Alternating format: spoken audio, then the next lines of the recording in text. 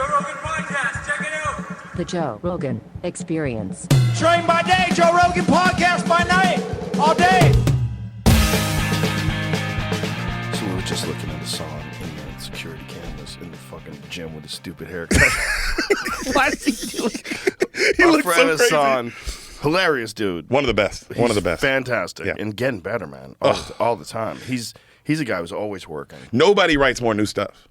He writes a lot. That guy Writes a puts lot. me on my ass because I always, we've been best friends for the last 12 years, so I've been watching him this whole time. And since we met, him and Brian Simpson, they put you to work. Yeah, that's important because if your friends are slacking, you're like, I can slack off too. Yeah, or you feel like, Yeah. oh man, I'm better than my friends. But when your friends are like, oh, every Yeah. time I see him, I'm like, dude, I saw you yesterday. You have 2 new bits, and they're good. Yeah. How the fuck? But one of his bits is his fucking hair.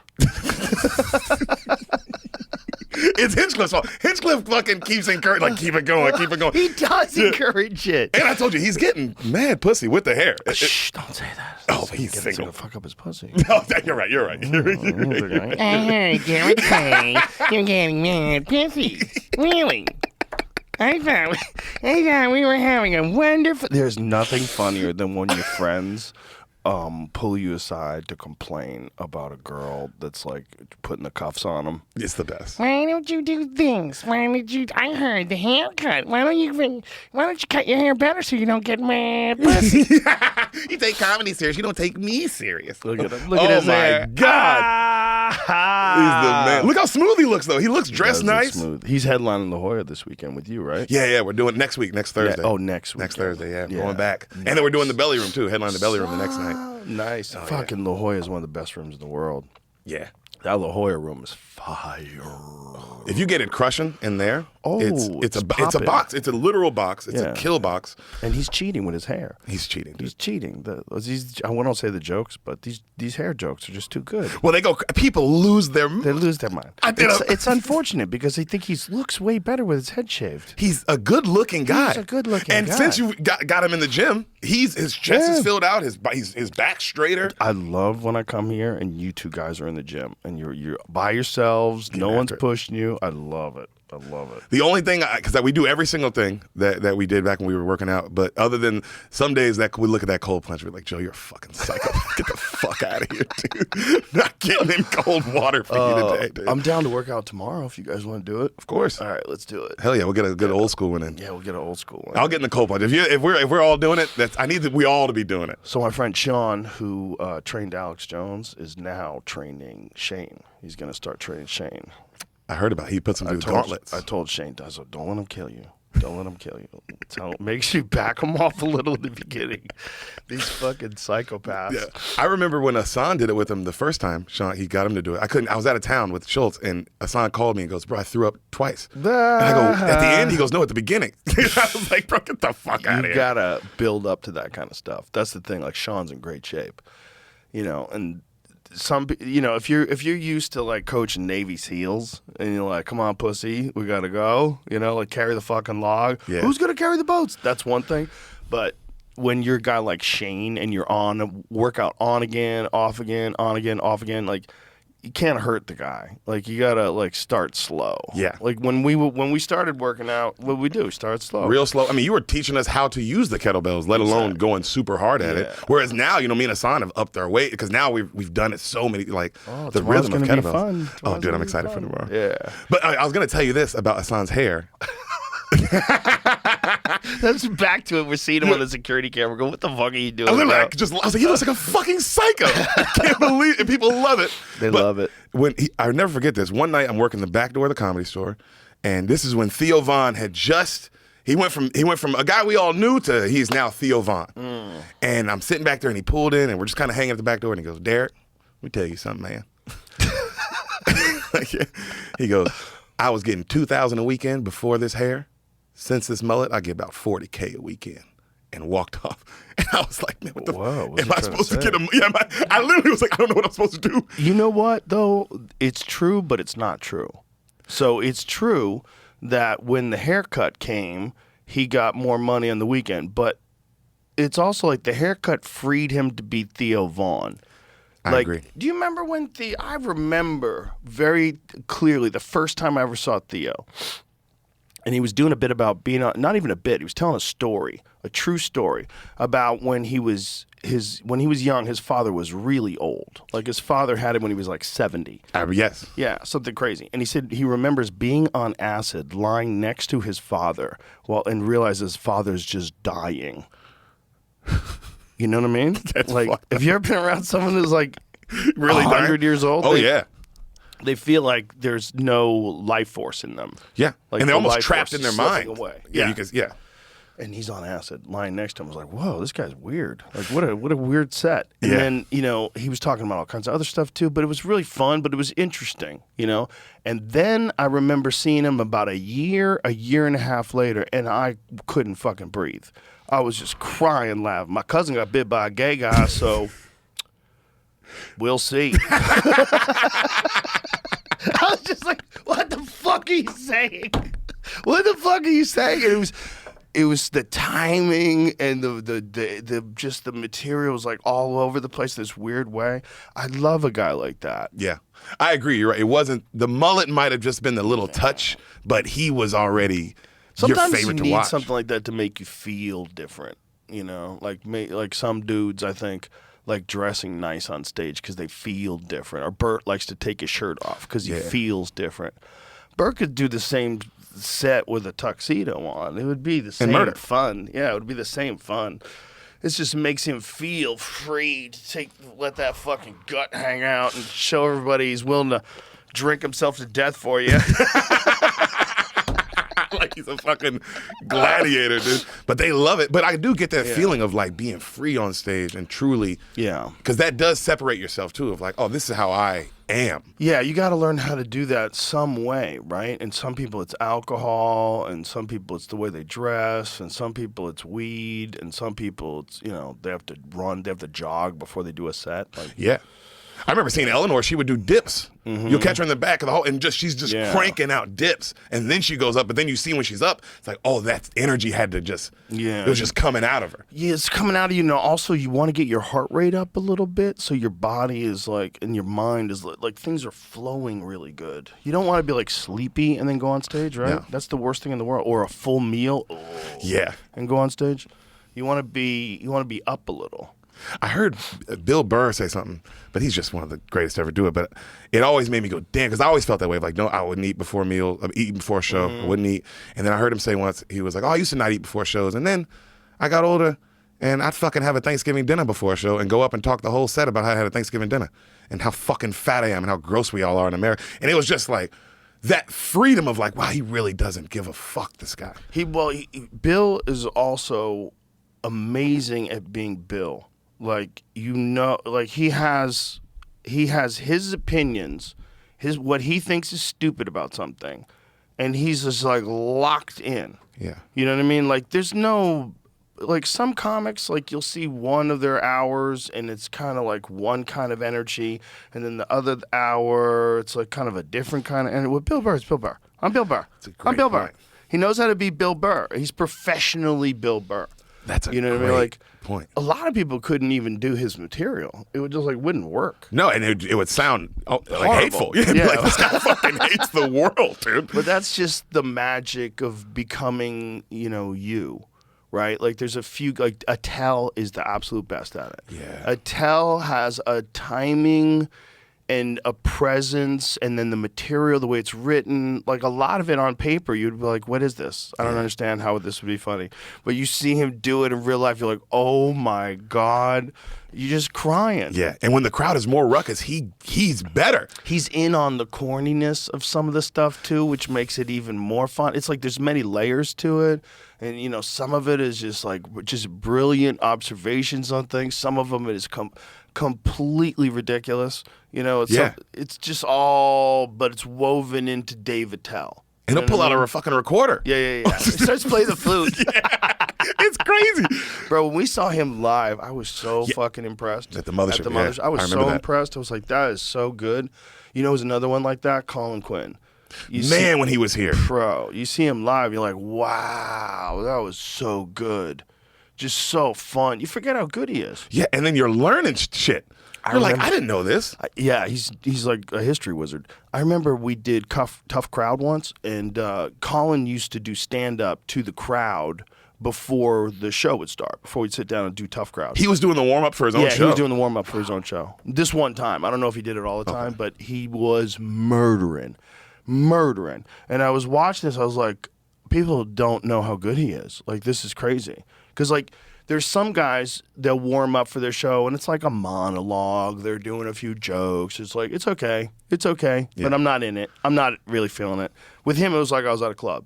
I was like dying laughing like I was at a comedy club. I was like, people don't understand. This is like, there's a few of these guys that just never got good at promoting, and they're really good. Yeah. And the interesting thing is the really good ones are not bitter. They're not as famous as they deserve to be. Like, Attell is like the least bitter guy alive. Yeah, he's so cool. Not even remotely bitter, always friendly. Yeah, he'll always talk to like open micer all day. He'll, sweet, peaceful, like he's as present as you can get. And he's infinitely less famous than he should be. Yeah. He should be selling out arenas all over the world. He's that good. Wow. He's so good, dude. He might be the best comic alive. There's like a few in my mind that are like in the running for that. Like, who's the best? I guess there's no one best. It's because because you always have to consider Chappelle. He's the GOAT of our generation. He's the most prolific. He has social impact. He's hilarious and silly, and he's a sweetheart of a person too. So you have to think that. But then I go with like sheer RPMs. I gotta go with Joey Diaz. I know, yeah. Sheer RPMs where you just like how many nights were we in the back of the Comedy Store where we couldn't even talk. You couldn't breathe. You're not even laughing anymore. You're just kind kind of wheezing. Everybody's just wheezing.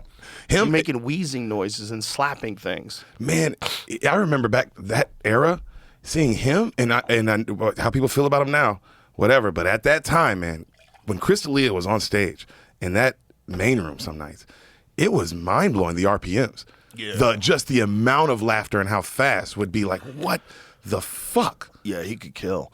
There's a magic to that thing. I think that's hypnosis. I've always thought that. I've been like for a long time at least. I'm like, what is happening to me when someone's on stage and they're killing?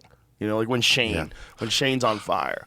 What is happening to me? I think I'm like locked in with their mind. I don't think it's as simple as I'm watching a show or something like that, because I love like watching a funny movie, Tropic Thunder or something like that. I love laughing, watching a funny movie. But I don't feel the same way I feel when a guy is in front of me on stage doing stand-up. And I think as great as specials are, they're like 60 to 70% of being there live. Yes. Always. Because I think time. there's something about being there live that's like, it's hypnosis. There's something going on where that person's making me think the way they think. Yeah. When someone brings you into their world, and like you said, you're just living in it, and you're not even thinking about you're just like, I'm living in this guy's essence right now. Exactly. You're living in this person's imagination and this person's work, right? Because they set this set up. Yeah. And they danced it around their head and they wrote it down on paper. That's the other interesting thing about what we do is like there's no like one way to do it. I always say my way to do it. But, I don't think Bill writes shit down. I think he keeps it all in his head. Yeah, Dave mostly keeps it all in his head, too. Schultz does that, too. Yeah, it's insane. Like, that's the Jay-Z thing, too, right? Jay-Z kept it all in his head. Lil Wayne, and it's insane. It's not like they're releasing one album. But who's the best writer? Nas. Nas wrote everything down. You can't write Rewind in your head. No, you can't. No. It's a story backwards. It's a story backwards. It's another level. That's another level. That's like him pulling his dick out and just like slapping that shit on the table, right? Yeah, that song is, when you want to say like writing, like I challenge anybody in the world who's got a better written song than Rewind from Nas. That's a great take. I would agree with that. It's perfectly fluent backwards. It's insane. It's a language almost. Perfectly fluent backwards. It's magic. It's like a magic song. Yeah. And while you're watching it, you're appreciating the fact that he pulled it off. Yeah. While you're listening, you're appreciating the fact that he pulled off this song backwards. Yeah, it's impressive to watch the different ways people do it. I mean, I'm biased because I tour with him, but man, when I'm out with fucking Schultz, dude, because people just see him come up with that 10 minutes up top, You know, like we'll go to Abu Dhabi, and you just see it, right? But man, I get to see how he gets there, and it's he gets to town, and no matter where we are, and all he does is he just talks to people. And he doesn't say anything. He gets a random person who's lived in wherever we're at for a long time, and he just lets them. And you just see him kind of like, and his eyes will light up when somebody says a certain thing. And his eyes will light up, and he's like, "Ooh, okay, oh, that's going on. Oh, then what do they think of this? Oh, what are the time?" And he'll ask a couple questions. Yeah, and he'll do it. And I'm not talking about 30 minutes, Joe. He'll talk to somebody for 3-4 hours before the show, and just soak in all the culture and all the information. And then you see him go on stage, and it's a full flush 10-minute chunk about a place. Joe, he's a special talent. He's a special talent. Yeah, I've never seen anything like that. He's very special. And, and it's also like, you got to realize he's doing these jokes in front of 16,000 people for the first time. He's got a new joke, and he's busting it out in front of 16,000 people about their area. Yes. Bro, that shit he did in Hawaii about the chickens being so confident. Oh, my Joe, I was the black guy. We got out the van, and he saw the chickens run up to me. He's like, "These chickens are too confident, dog." He's like, "They don't know Deric." And we're dying. And then cut to, it's a form bit later that night. And it's like, this guy is incredible. And that's another example. Like, what is he doing? How's he doing that to that crowd with those great jokes? Like, he's locking those people in. You're letting him think for you. Like, come on, man. Think for me. Let me have a good time and think for me. Yeah. And not only that, but you're talking about my own personal experience in Hawaii. Right. And now you're going into your set. And you have me. You have me completely wrapped around. Yeah, you're a pro. It was insane. He keeps getting better. He was good when I first saw him a few years back, but man, he just keeps getting better. Well, like you said earlier, how to see people do different hours. You know what else he did Infamous, too, though? it's different in life. People forget he was like the first guy to really capitalize on the pandemic with his videos, where he essentially created a completely new kind of stand-up, right? So they'd stand up without the pauses that you would require if an audience was laughing. So it's more rapid paced. Yeah. Like, he thought this through, dude. This is like a genius thing. Those things turn your phone sideways. Yes, man. So that's what you used to have to do back in the day, kids. Back 5 years ago. All you fucking 15-year-olds, when you were 10, you didn't know about this. But when you turn your phone sideways, and then it would play out in wide format. And he would kind of do stand-up with images and with punchlines, and it was fucking great. Incredible. But it was a way faster pace than he does stand-up on stage. Yeah. It was like the punchlines, and then you this and that, and I'm like, oh my God, he figured it out. Yeah. He figured out how to make like really compelling stand-up for someone who's not there. Well, it's like a late night monologue from one of those late night hosts, but like a real motherfucker doing it and really giving their actual opinion. Exactly. It's genius, because like that was an example of someone innovating in like a crisis. Like, there's a situation that happened, you're forced to, everyone, some, like during the pandemic, some people just curled up in a shell and decided, I'm not leaving my house anymore. Yeah. And then some people are like, okay, what can we do? Okay, I'm going to figure out how to do stand-up in this little video format. Turn your phone sideways. Yeah. And then everybody started sharing them, and then Netflix does a thing, Andrew Schultz Saves America. Andrew Schultz Saves America, yeah. Yeah. Which I don't think they should get their money back, because he didn't save America. How dare you? Some of those people are still trapped in their house. It's crazier than ever right now, Andrew.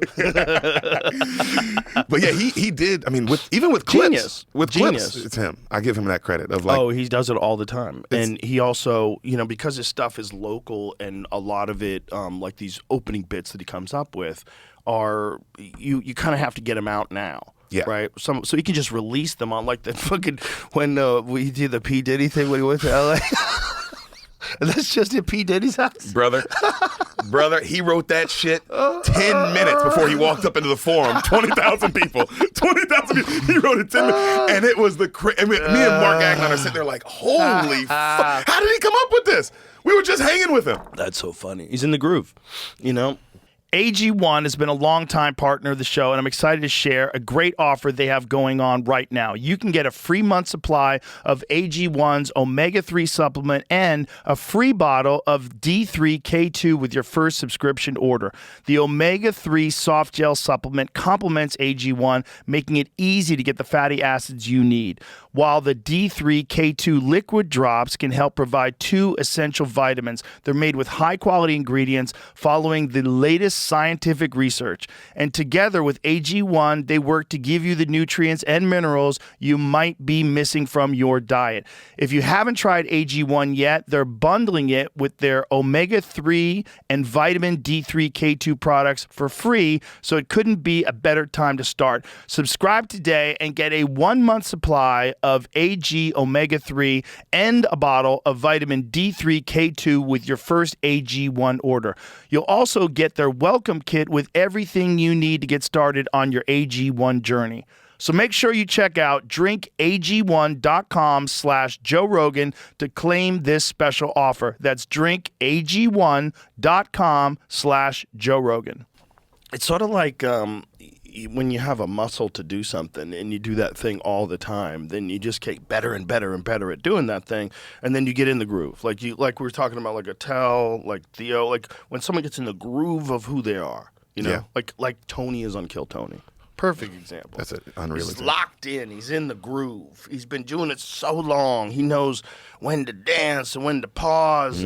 When to ask a serious question, when to get goofy, when to let the panel know. It's pretty impressive, man. If you can find something like that to do in your life, you will have a much better life than if you just get a job. And I know that's not everybody can, but if you can, you definitely should. Yeah, dude. Yeah, you definitely should do that. Being excited for every day and nervous and anxious and is this that feeling? I mean, to not have it, I can't believe people go. I get having you got to go to work, you got to make money, but the idea of like, man, never that feeling of anxiety and looking forward to something and it not going the way you planned, and so you got to go the next day and figure out what went wrong, and like I love that. That's what I love about stand up, the figuring it out, the math of it all. Yeah, it's a great job, man. We're so fucking lucky. Yeah, dude. We're so lucky. God, and you've been in it long enough to see everybody. Did you see this thing Damon Wayans said about you? Yeah, he said he stole one of my jokes. Yeah, I went to talk to you about that. But the way he said it, I've never seen someone say I stole a joke. And he was like, man, I said I saw it, and then I actually realized I stole Joe's joke, and I was like, oh, I gotta stop watching motherfuckers. Yeah. It just stuck in the back of his head. But I know you give him his flowers, so I was like, oh no, the guy's not a joke thief. No, like, no.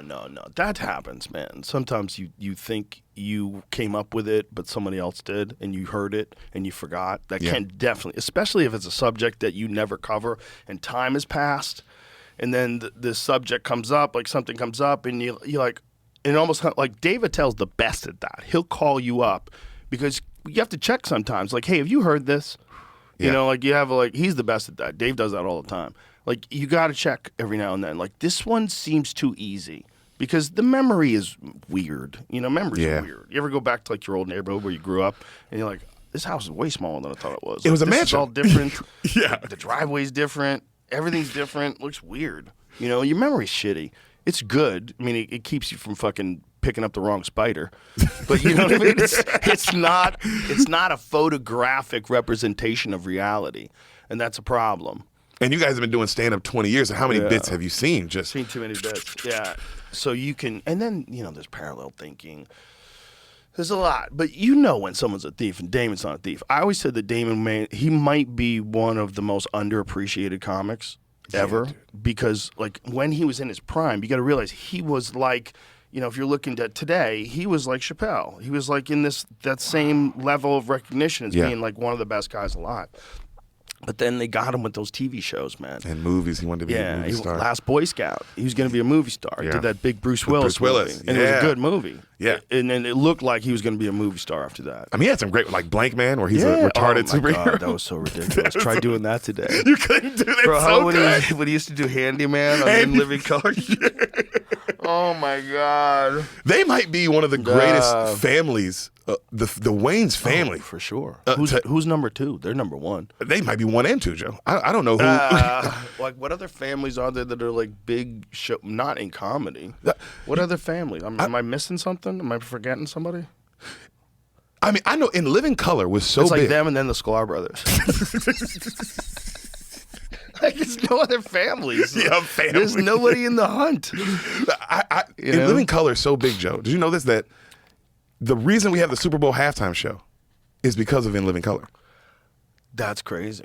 So In Living Color, is that true? That's true. So before Michael Jackson did, the year they brought Michael Jackson was because the year before that, In Living Color aired during the Super Bowl. Wow. And they lost so many viewers. They lost like a not half, but a big number where that they were like, we can't let people leave during the halftime show because this show is too big. What year was that? I want to say Michael Jackson was 95, maybe It had to be 96? earlier than that. Maybe 94. It had to be earlier than that because I remember watching it on TV at a pool hall. 93. Yeah. 93. So I was just moving to New York, to LA from New York then. So I was in New York at a pool hall watching it. And I remember watching Fire Marshal Bill. And I would be like, how can you do this? How is this allowed? I'm like, this show's crazy. You have to realize for 93, there was nothing like if you think about the internet today and all the crazy videos that people put together and the years of Mad TV and SNL. Yeah. But back then, man, there was nothing like this show. This show was crazy. Polly's hair. That is Paul. Oh my God, that is Paulie right in the corner. Oh, look at it, Paulie. The weeds. Look at him. He's moving the head like a pigeon, bro. He's here now, too. Yeah, I know Isn't that that fun great? hanging out with Paulie? It's like being at the store, man. It's the best. But this is unreal how big this The was. show was great. But Damon, you watch, if you want to watch something, watch, I think it's The Last Stand. I think that was one of his, I think that's the name of it. I think it's The Last Stand, but it's fucking phenomenal.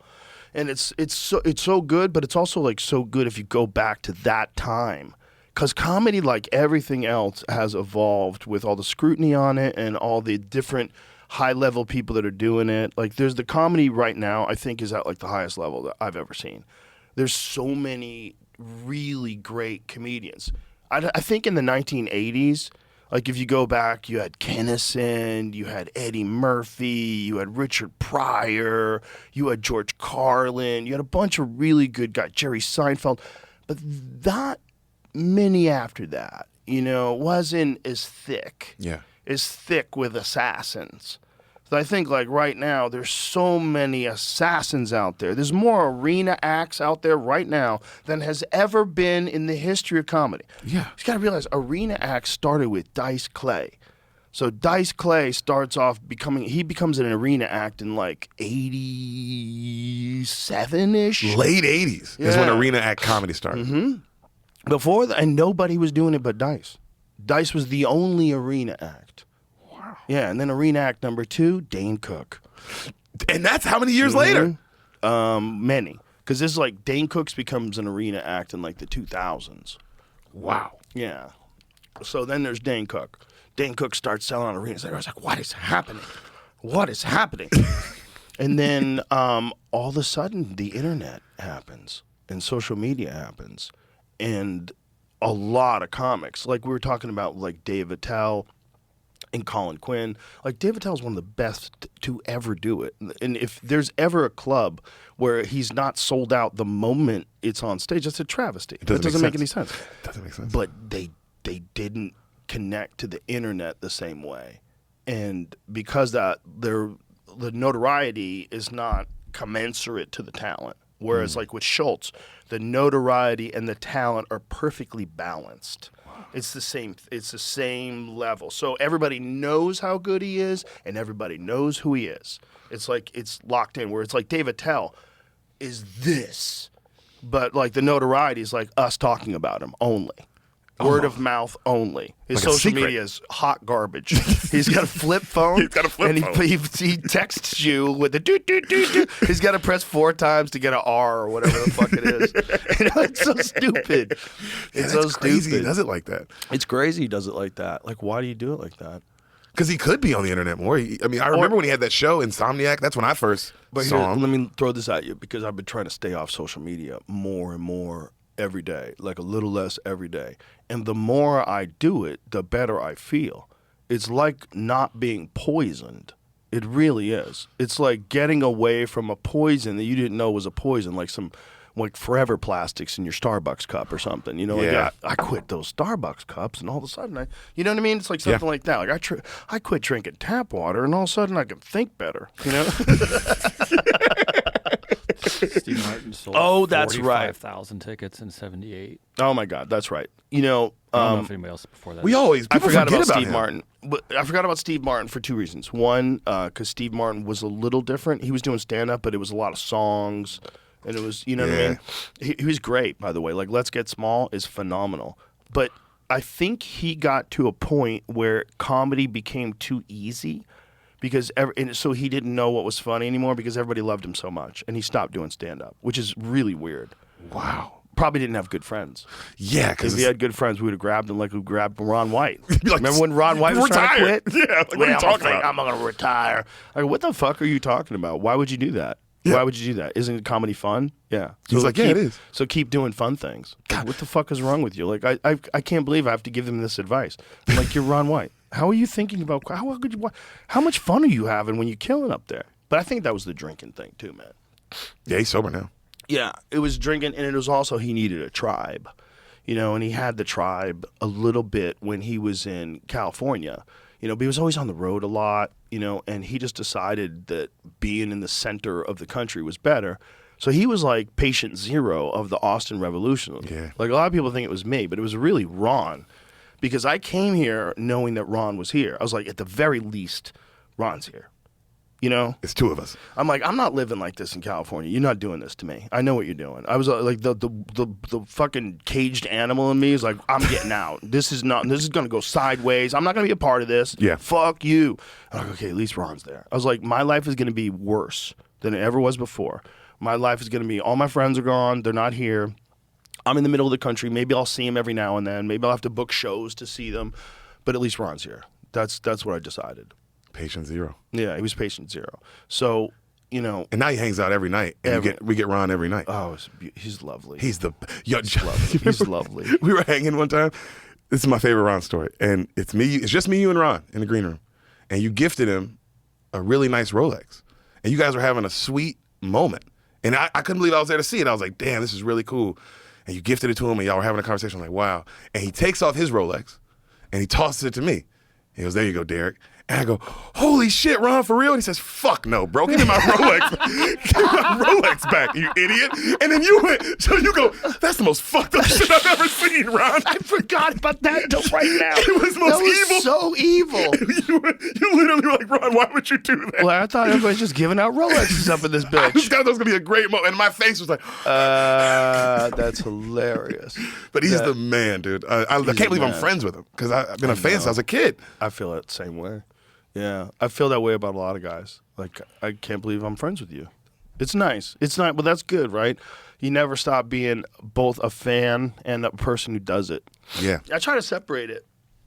I try to separate me as a comic off stage versus me as a comic on stage. I really do. So I could just be a fan. Oh, I see what you're saying. Yeah. Because when I was younger, I used to watch someone going, oh, I would do it differently. Like, if they suck, I'll do that. If they suck, I'll go like, oh, that premise. I think, you're not explaining this very well. You know what I mean? I'll start picking it apart that way. But I like to just be a fan. I like to just watch. Because I think a lot of people are real hesitant to give up flowers. Right, as you young kids like to say. Yeah. But the reason why is because they don't feel good about comparing themselves to this person who may be doing better than them. So there's a feeling like, he's all right. He's all right. There's a little bit of that, which I don't like that. It doesn't make sense to me either because watching this game for the 10 years I've been doing it, it's like, there's no everyone tells me that Sebastian was like nobody knew that he was going to be one of the biggest arena acts we've ever seen when he first started, when he was coming around. Yeah, you hear figure older comics, be like, oh, he was good, but you didn't see that for him. So it's like, oh, there is no point to judge somebody harshly because this game is long. Yeah, the game's long, and you figure things out. I was terrible when I started. There's no way to not be. Especially me. I was socially retarded. I've been hit in the head 150,000 times. I mean, there's some fucking issues there. There were some issues. And I was socially retarded because I spent, from age 15 to 21, just did nothing but travel around the country fighting people. That's all I did. So my version of a young adulthood was very weird. Like it was 100% competition. Yeah. That was all it was. That's all I did. Well, when you hear Joey talk about you when you were younger, it's like, oh, he was an animal. Like Joe was just an animal. Before you apparently started smoking weed, he was like, you were way more different about it. But I think a lot of fighters have a hard time transitioning into being a regular person, and I was only an amateur fighter. I couldn't imagine being a guy like Dustin Poirier, who's about to retire. Like transitioning to being a regular person when he's been this fucking savage Killer. for so long at the highest level. Like that's like the highest level in the world. Inside the octagon, knocks out Conor McGregor. Yeah. And you're like, wah! And that guy's got to transition to being a regular person. For me, there was no screaming crowds. It was weird high school auditoriums and trying to give people concussions. That's all it was. That was all it was. So, but there was no glory and no money, and it cost me some of my health, for sure. There's, and fear, constantly living in a state of anxiety that you're going to have to fight again soon. Constantly. And for some weird reason, I was always like, why am I doing this to myself? I don't have to do this. Like, this doesn't pay me any money. I don't have to do it.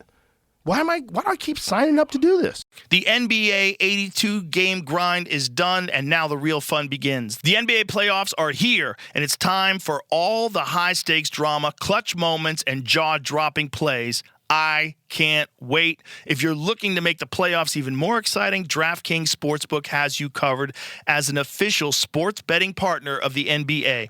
From the play-in games all the way through to the finals, now's your time to back your favorite players and teams as they chase glory. All season long, DraftKings has been the go-to spot for NBA player props, and that doesn't stop now. Want to make your playoff experience even more intense? Try placing a bet on your favorite player's performance. Ready to place your first bet? Download the DraftKings Sportsbook app now, lock in your bets, and let's make this playoff run unforgettable. Here's something special for first-timers. New DraftKings customers bet $5 to get $200 in bonus bets instantly. Make it a playoff run to remember with DraftKings. Download the DraftKings Sportsbook app and use the code ROGAN. That's code ROGAN for new customers to get $200 in bonus bets when you bet just $5. Only on DraftKings. The crown is yours. Gambling problem? Call 1-800-GAMBLER. In New York, call 877-8-HOPE-NY or text HOPE-NY 467-369. In Connecticut, help is available for problem gambling. Call 888-789-7777 or visit ccpg.org. Please play responsibly. On behalf of Boot Hill Casino and Resort in Kansas, 21 and over. Age and eligibility varies by jurisdiction. Void in Ontario. New customers only. Bonus bets expire 168 hours after issuance. For additional terms and responsible gaming resources, see dkng.co/audio. Did you ever have any ambition to go to take it to the next level? Yeah, but there was no money. I remember I got offered $500 to do a kickboxing fight, and if I did that kickboxing fight, I couldn't fight amateur anymore, and I was like $500. So then I can't, like, if I ever decided to try to compete in the Olympics again, because I was trying to get on the national team to compete in the Olympics, but somewhere along the line, I got a little disenchanted with Taekwondo, and one of the ways that it happened is I started kickboxing, and I started getting beat up because my hands were dog shit. So, I was really good kicking, but if I got into boxing exchanges, I was terrible. My chin was up in the air. I was fucking swinging punches like a bitch. It was awful. I get hit really hard. If I hit you, you're in trouble, but it was not good. And so I realized, there's a giant flaw in this. For actual real fights, there's a giant flaw in this. And as soon as I started kickboxing, particularly this friend of mine who was a really good boxer, Dana Rosenblatt, he was one of my training partners, and he became New England middleweight champion. He beat Vinny Pazienza in a decision. He lost to him one fight and then beat him in a decision. He was legit. He knocked out Howard Davis Jr., who was a Olympic gold medalist. He was a bad motherfucker. And he also, when I was training with him, made me realize that I didn't really want to do this anymore. That I was just doing this because I had done it my whole life, and this was what I decided I was doing. And then I was like, not only is there no future in this, there's a lot of brain damage coming my way. 100%. I'm getting it right now.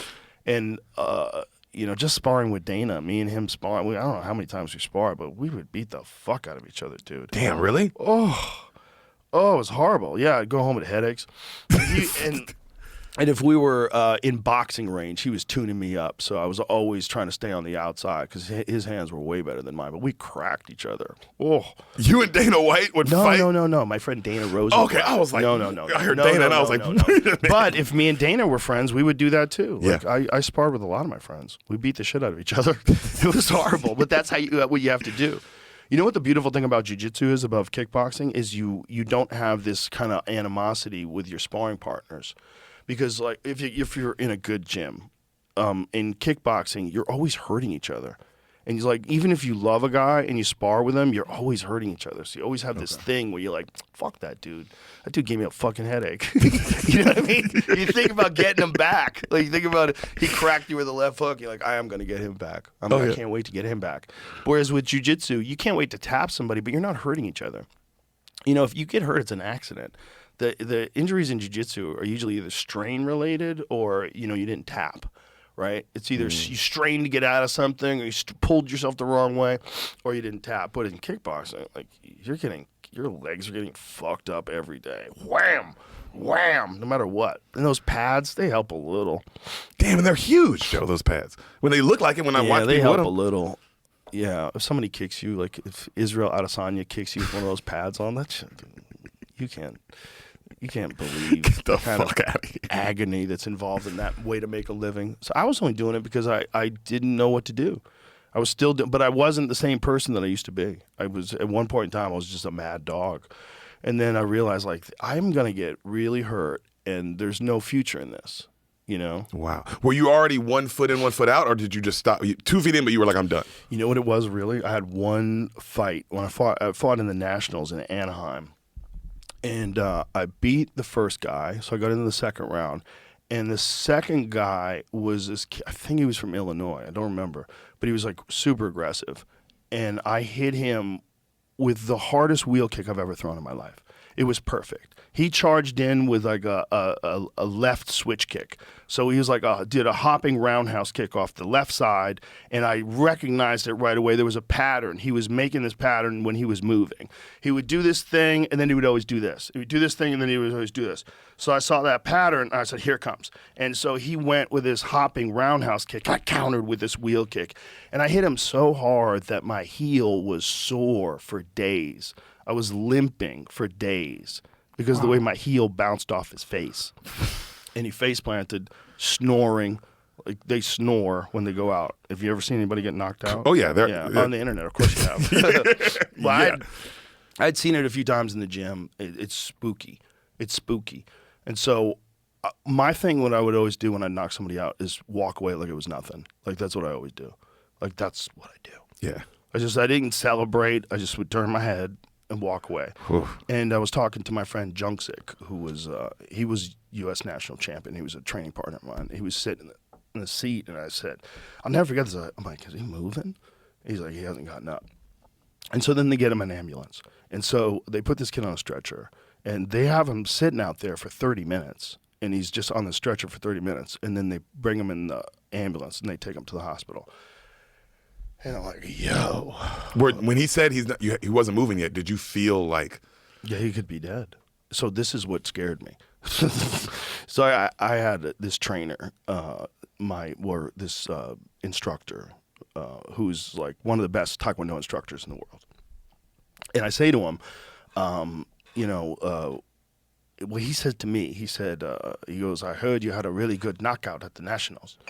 And I said, yes, sir. I said it was kind of scary because I thought for a while that he was dead. And he goes, sometimes they die. And he walked away. I was like, oh, Jesus. Oh, Jesus Christ. Oh, Jesus Christ. And he was fucking serious. He used like to he's train, in Rocky IV or He used some to shit? train troops in Vietnam. Like, he was a hardcore dude. He was hardcore. Oh, my God. Sometimes they die? How sometimes they die. Yeah. I think it was Vietnam where he trained troops. I forget where he trained troops, but he was like an elite Taekwondo instructor, and he was, his mind was like, his name is Master Jae-Hun Kim, and he's the guy who runs the Jae-Hun Kim Taekwondo Institute. Like that's his business, and that's the place where I came. And he was like one of the few guys that was trained under General Chae Young-yi, who was the founder of Taekwondo. So like there's a handful of black belts that were trained by this one guy. So it was like a different style. So their style was very violent and very power oriented. Whereas there was like an Olympic style that was emerging that was very points oriented. It was just move fast and like tap and score, ha, ha, ha, and they would yell and shit like that. Like every time they'd hit, they'd scream out. And so the Olympic style was more effective at winning tournaments. And so the best guys were adopting like this Olympic style. But there was an older style that was just maybe they telegraphed the moves a little bit more, and maybe it was a little slow, but the impact was very different. Those guys were killers. Yeah. They were knocking people unconscious. It was very scary. So that's the gym that I grew up in. So I had this very fortunate place that I just stumbled into. You know, it happened to be like one of the best Taekwondo gyms in the country, especially for generating power. Because they like really emphasize heavy bag work. Like he really emphasized heavy bag work. It's like you have to generate power. If you hit somebody and it doesn't hurt, that's ridiculous. You got to be able to hit someone and just put them out. Would you get into a lot of street fights No. before this, or No. even before Taekwondo? You weren't even getting into fights and stuff like Before that? Taekwondo, I was a pussy. Really? Yeah, I couldn't fight at all. So like, why would I get in fights? I was trying to get away from fights. I was trying to avoid everybody.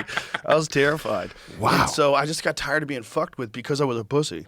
Because I would get nervous. Because I moved around a lot. I didn't have a lot of friends. We moved a bunch of times when I was a kid. So I was always around new kids. And I wasn't big, so they would fuck with me. You know, it's just normal. So and I didn't know how to fight, so it bothered the shit out of me. And so I'm like, well, there's only one solution. You got to become what you're scared of. So you put yourself into Taekwondo. You were hey, I want to do this. Yeah, I got a job, started working, washing dishes at Newport Creamery, got enough money so I could take Taekwondo lessons. Holy shit, Yeah. Joe. And then I started going every day. So after a while, he realized like it would be better if I was just there all the time instead of working. And so he gave me a job. I did not know that about you, Yeah, so I was dude. teaching. So I started teaching when I was like 15. I was teaching people when I was 15. And then when I was 19, I was teaching at Boston University. I used to teach a class, accredited class. It was pass, fail, A. And I would tell everybody, it would count towards your GPA.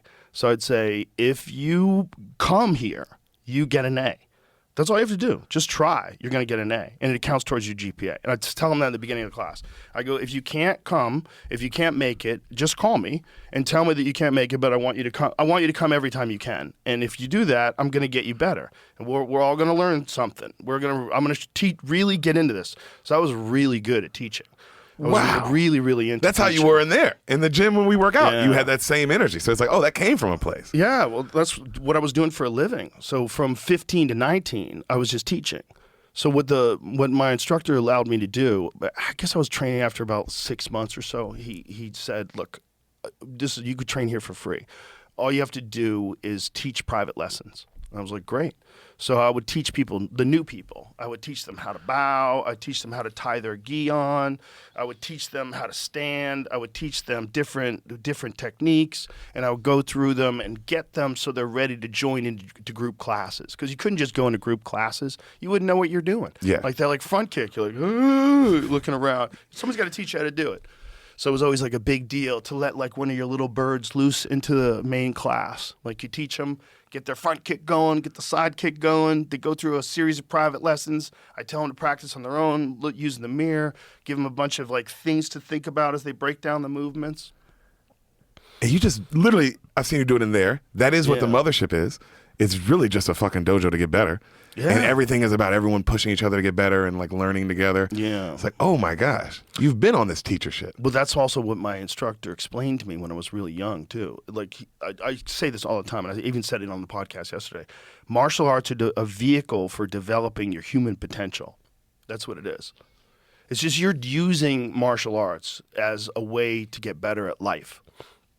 Because this is a really hard thing, and if you could do this really hard thing, other things won't be as hard. You'll have more mental and physical horsepower for regular everyday life. You'll have more ability to overcome adversity and weird moments, uncomfortable moments. You're used to being uncomfortable. It's fine. You'll be fine.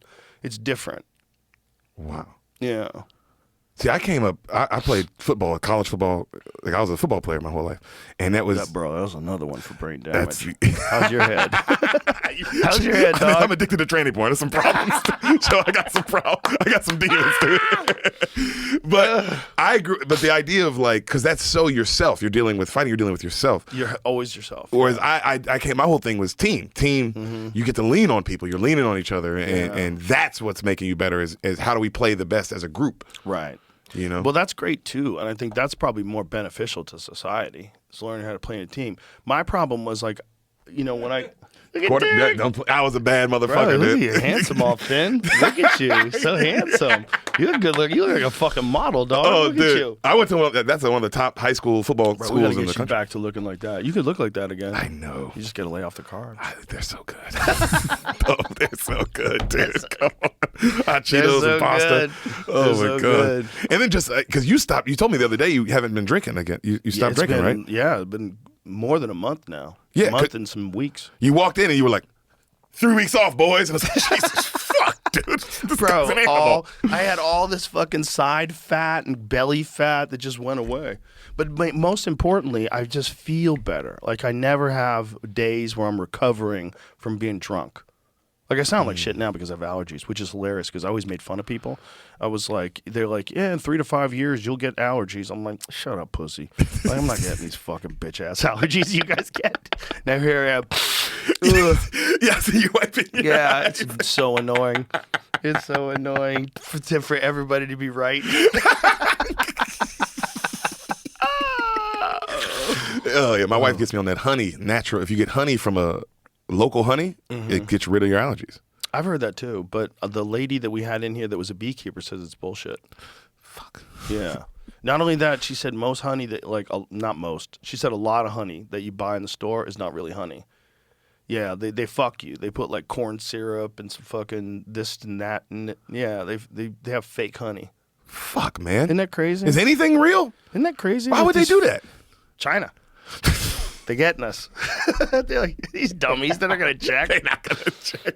Because Do it's like, you remember what she said, Jamie? What percentage she said? But she did say that a lot of honey was fake honey, right? Bro. it doesn't make sense because that's such a thing that's been natural in my head since the dawn of time, right? Honey. Mm-hmm. Have you ever seen those cats that in the Himalayas? I think is it Tibet? Where is it where they get that psychedelic honey? Called mad honey. Remember, Jamie? Yeah, I think it's Tibet. Who brought that in for us? We did it during the show. Whoa. Yeah, we took some mad honey during the show. How was the trip? Sonny from Best Ever That's Food Review right. Show brought it. Shout out to Sonny. It wasn't. I mean, I was fine. I really didn't do anything that crazy. You definitely knew that you were on something. But he was like, take a little bit. I'm like, fuck this. Give me a teaspoon. I took the whole teaspoon. I'm like, let's go. I'm like, I want to go. Like Joey Diaz always says, I want to meet the devil. Fuck your microdosing. I'm trying to meet the devil. You guys are fucking crazy. I I would came see you do from the that before Joey stage. Diaz school. You would take Yeah. a full nugget of a mushroom. Don't tell the police are listening. Okay. Well, you were eating something. I don't know what it was. I think that is the first thing we have to make legal. We got to get Trump on mushrooms.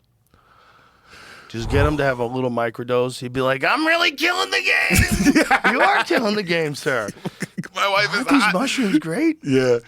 God, that'd be crazy to see him on mushrooms. Oh, my God. Just So open it every up. politician should be on mushrooms. All wars would end. Do you know how crazy that is for me to say that, and it's also true? It sounds so stupid, also because it's me and I'm stupid. But if like a scholar, if someone who you really trusted, the pinnacle of science today, said if we could just get the whole world on mushrooms, all the wars would stop. It's definitely believable. Everyone would stop dehumanizing people.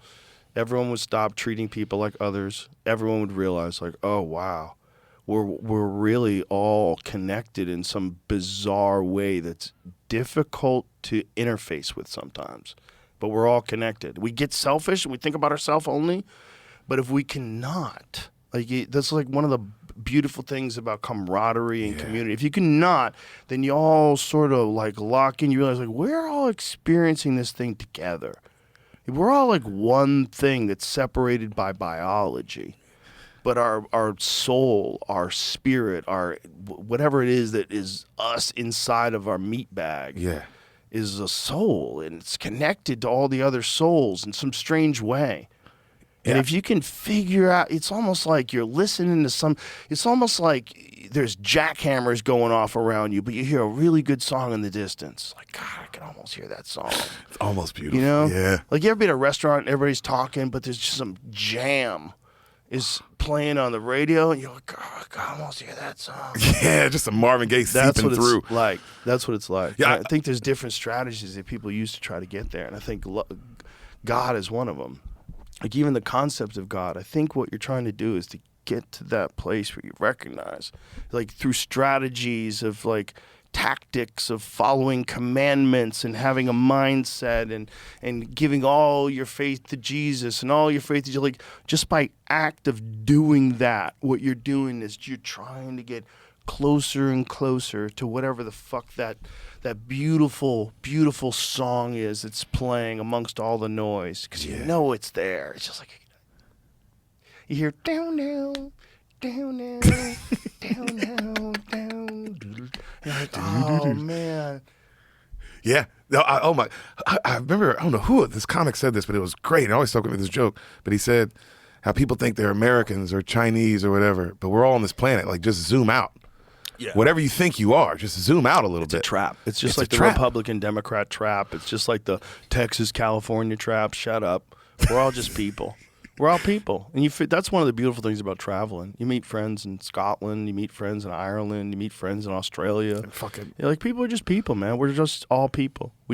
We adapt to whatever our environment is. We adapt to the culture, the way people sound their words out, you know? Yeah, dude. I want to fit in. If you want to fit in, you move to the South, you start saying y'all.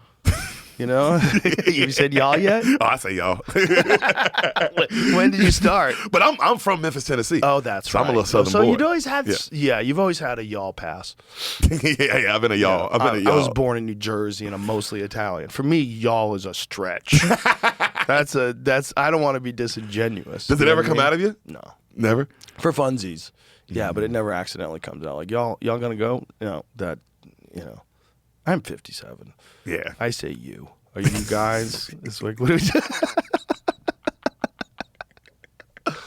Like, accents are weird, man. You don't realize you have them until you hear them, and you're like, whoa, why do I sound like that? And it's impressive when you see people who can do them. I didn't know I had a deep Boston accent until I was on television for the first time. When I was 19, I won the Bay State Games, and I was on this, like, local TV news thing, and I got a chance to hear myself on TV. I was like, oh my God, I sound like a fucking idiot. Like, what is this? It was like heavy Boston accent. Yeah, you don't have it as bad. I got rid of it. Yeah. I'm like, that's a dumbass accent. But then you started talking to everybody with a million different accents on this pod, so I'm sure you've heard all the different versions. You get neutral after a while. I think your voice gets neutral. But you're not all the way like newscaster neutral, where it's just and now that kind of shit. The opposite of comedy, right? Because that doesn't hypnotize anybody. Oh no! When that guy's talking the news, like, this is a presentation from NBC News. Yeah. Look at my tie. Look at the pocket square. I'm serious. I am a serious person. Most of those guys are freaks. That's what I love when those guys get caught. Oh yeah, those guys are just doing coke and banging just hookers in a harem of gay men. It's insane. Punching valets. They're animals. These guys are. But on television, I present the news. Meanwhile, they're wearing a cock ring and fucking freaks. All those people that pretend to be proper. Those are the ones you got to keep your eye on. Yeah, they never have real opinions either. It's all just whatever. It's just a job. Bill Cosby was the guy who pushed the most for clean comedy. Yeah, isn't that crazy? Yeah, is it though? Is it though? Like scolding everybody for their language and their subject matter. God. He would scold comedians. That Eddie Murphy bit is so good though. When he told Richard Pryor that Bill Cosby, he's like, "You making money? Yeah. Are the people laughing? People laugh? Yeah. Do you get paid? Yeah. Tell Bill to have a Coke and a smile. Shut the fuck up." That's one of the greatest jokes of all time, dude. It's so good. Well, it was so good too because Eddie Murphy could do such good impressions. Yeah. Yeah. And all the accents. He's another one. Like, they just stop doing comedy. Like, if Eddie Murphy would have been bigger than all of them, all the arena acts we were talking about before, Eddie Murphy would have been bigger. Bro, he was so good. He was so powerful. Go back and watch Delirious. Oh my God, he was like 20. Hey, that's what's crazy. Whenever I do watch the lyrics, I'm like, He was like 20. and he's got full command of this, 4,000 seater, 5,000 seater? Murdering. Wearing a leather jumpsuit or some shit. Chest out. Fucking abs out, dude. Oh my God. Yeah. It's crazy. But it's interesting, like people, the paths they choose in life, you know? Movies be calling. I think it's call a velvet prison. Yeah, I've heard you say that to Hassan once about writing jobs. He's like, it's a velvet prison. That's another velvet prison. But like, I'm sure Damon Wayans had a good time making all those TV shows. But wouldn't it have been amazing to see him being this guy that's like selling out arenas all over the world? Like that's where it should be. And he would still be doing it right now. He could do it right now. He could just abandon all that TV nonsense right now and go back to it and still be one of the best alive. You know, that guy records like every show. He has a camera that he takes with him on a tripod. He sets it up. He records every fucking show, and he puts them all on his computer. He goes, I've been doing this since 94. I'm like, wow. Yeah. That's so many and how many specials he doesn't have? No, doesn't have a lot of specials. Yeah. Compared to other guys where you see Not compared to how good he is. It doesn't make sense. Yeah, it's crazy. You just, you know, someone's paying you, you go, you enjoy your work, you like it. You know, there's nothing wrong with those decisions, and he's obviously very successful. But, you know, when you got to think, like when you see guys like Schultz selling out arenas and Bert selling out arenas and Tony selling out arenas, and it's like, don't you want to get in on that? Like, come on, man. Talk to me, David. I'll help you. Oh, my God. That'd be sick to see him make a comeback Yeah, like I that. would love to see him do that. I just think after a while, do you really want to work for somebody? Do you really want to show up and, you know, read the script and do the table? I mean, do you want to do that? No. Fuck. I love just showing up 8 o'clock. Oh, man. Get up 4 or 5 times in a night. Oh, there's nothing. I love it, dude. I mean, the idea of doing some stuff seems fun, but to make it I saw Seinfeld say that. He was like, man, we have one of the few jobs where people want this job. Yeah. How many, like, very rarely do I see it. I don't know if there's no job where I'm like, oh, I'd really like to be that. Yeah. This is the job. It's one of them, that's for sure. Rockstar's probably the big one. Rockstar's probably the biggest. Yeah. But I don't. See, the Rockstar thing, they could sing the same ass song every night forever. Yeah. Like, if you're the Rolling Stones, you could still sing Brown Sugar. Nope. Can't sing it anymore. Can't sing that one. No, wait a minute. They don't sing Brown Sugar anymore. No, come on. Bro, you ever see the lyrics to Brown Sugar? What are the actual lyrics? What is it, Joseph? There's a reason why they don't sing it anymore. It's a great song. Don't get me wrong. It's still on my Spotify playlist. But I think I might have pulled it out. I might get scared. Wait till you see the lyrics. That playlist is crazy long. It's great. Yeah, the playlist. We get turned up in there. Yeah, we do. I think that playlist is like 35 hours long now. Let me see. You keep adding to it. I keep adding to it. I love it. Because every once in a while, 33 hours and 49 minutes. Yeah.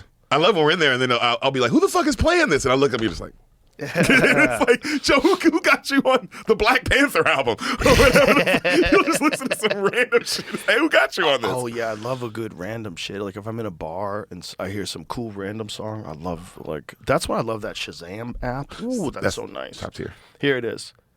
Yeah, Gold Coast slave ship bound for cotton fields, sold in a market down in New Orleans.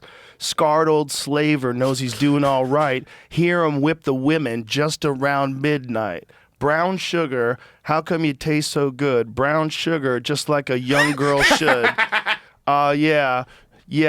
Drums beating, cold English blood runs hot. Lady of the house wondering where it's going to stop. Houseboy knows that he's doing all right. You should have heard him just around midnight. This song's horrific. This song's crazy. Brown sugar, how comes he tastes so good? Brown sugar, just like a young girl should. Oh, yeah. Get down on the ground, brown sugar. How come you taste so good? Get down, brown sugar, just like a young girl should. I bet your mama was a tent show queen. And all her boyfriends were sweet 16. I'm no schoolboy, but I know what I like. You should have heard me just around midnight. This song's crazy. He was fucking, Mick Jagger was losing his mind. This is a crazy dude. song. To write all this down, slave ship? Did you say slave ship? Slave ship? Just like a young girl ship. What? That brown sugar you taste so good. Sold in a market? What? And it scrolled down a little bit. This was another one that I'm not sure what they're saying here. Hold on. Go scroll down a little bit. Oh, yeah. I bet your mama was a tent show queen. What does that mean? What does that mean? What the fuck does that mean? What is a tent show queen? What's a tent show?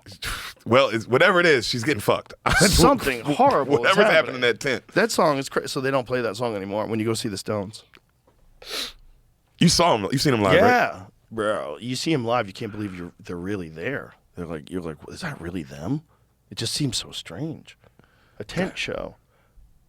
Yeah, they're probably one of the, if not, no, they're definitely one of the biggest bands of all time. Tent shows are a generic term for traveling shows that pitch tents. So a tent show queen would have been a featured performer, probably in a vaudeville act. If the song is progressing forward in time, the fact that she had a 16-year-old's boyfriend suggests she's either extremely sexually liberal or more likely prostituting herself. If she's prostituting herself, the power dynamic is reiterated, a black woman at the mercy of paying white men. Huh? What kind of fucking scholarly take on this song is that? What is that? What are they saying? This is so weird.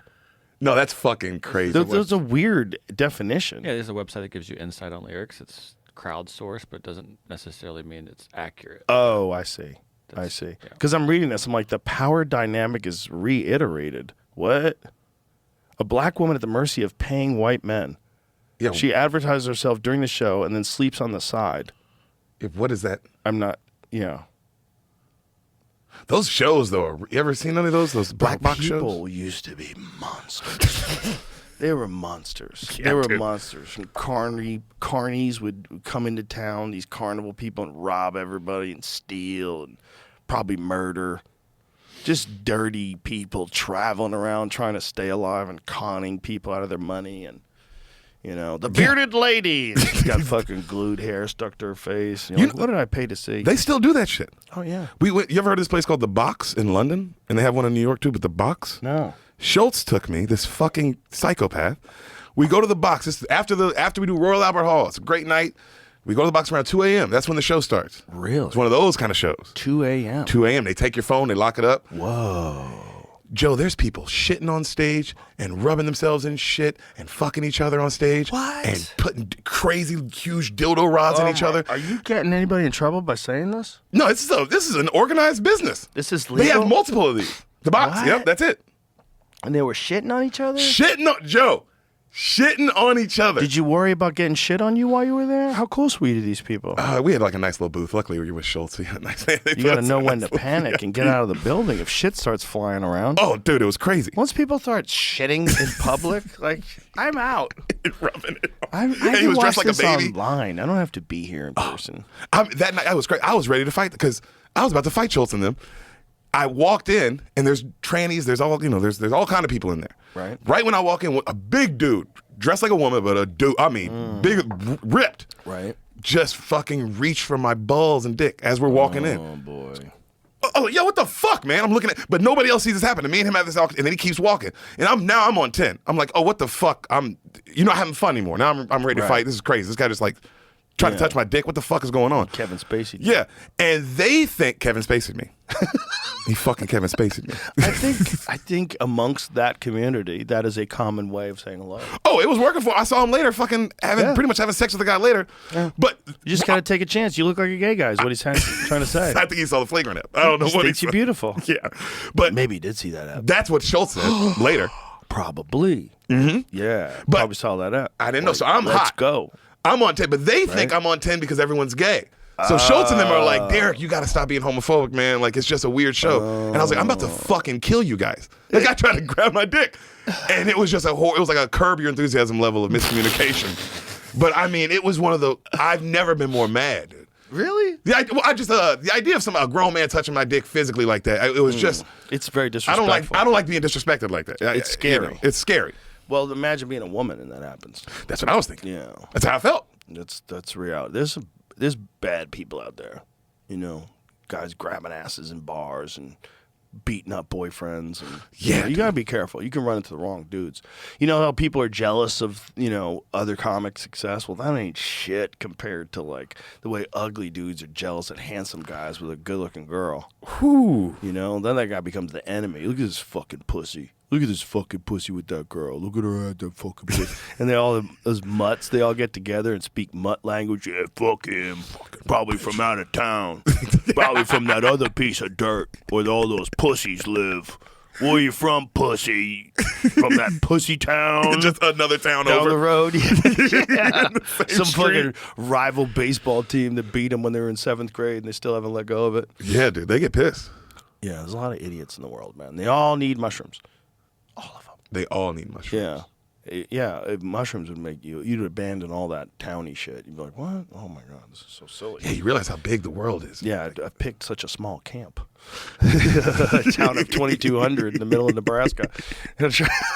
Try to start fights with the people from Des Moines. Yeah. Fucking Iowa faggots.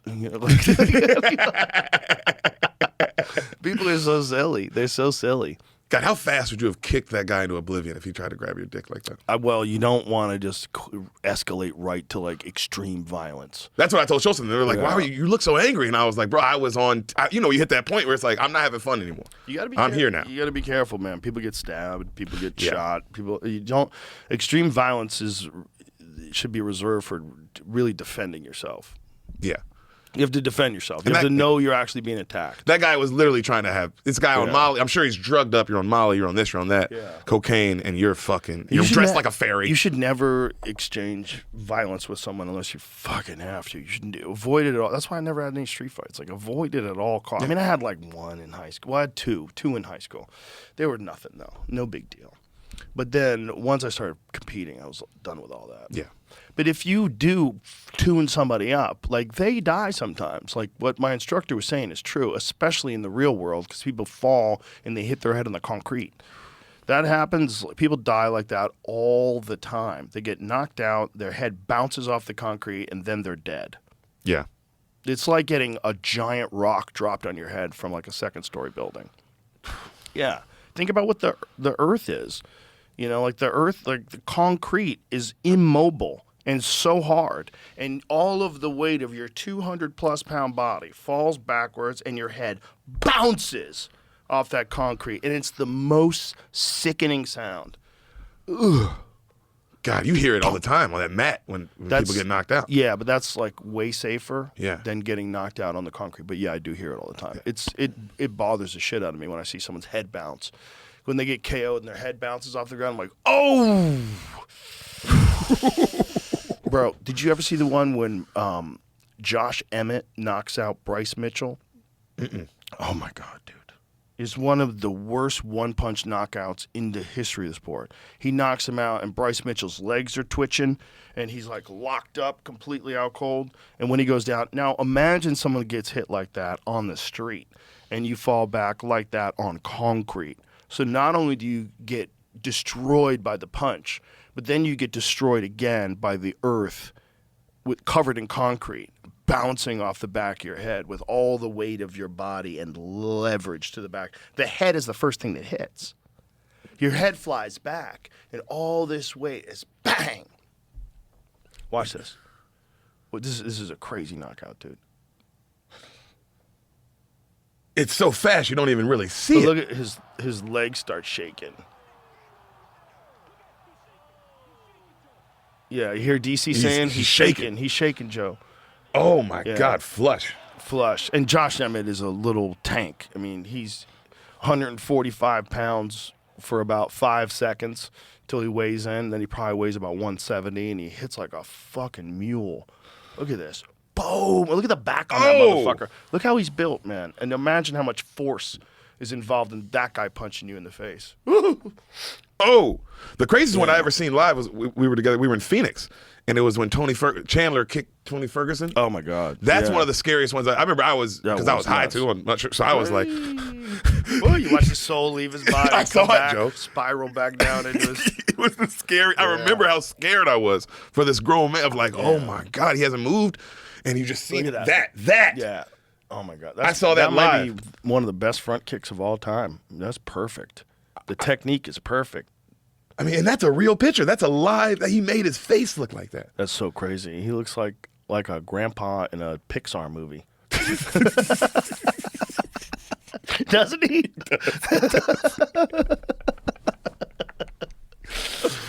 But that was a scary. That was the scariest one I've seen. But my favorite knockout I've ever seen was that. I mean, we were all in the green room. I don't know if you were there for this one, but it was Whitney's weekend. It was like 12, 15 of us in that green room, and it was when Izzy knocked out Poatan, knocked out Oh my Pereira. God! That and he was got him the back. greatest celebration of all time. At all Time. fortify your mind. Yeah. That line sticks Not with me. I just say that, it to the myself. whole thing from beginning to end, the 3 arrows into his body while he was down. Breaks it. Yeah, Izzy looks at his son and then falls on his back to mock his son because his son had mocked him. That's Years how petty ago. he is. Years ago. was Kill Bill so level he looks revenge. at his son and he falls down like the kid did. Yep. A little kid. And then he pops back up.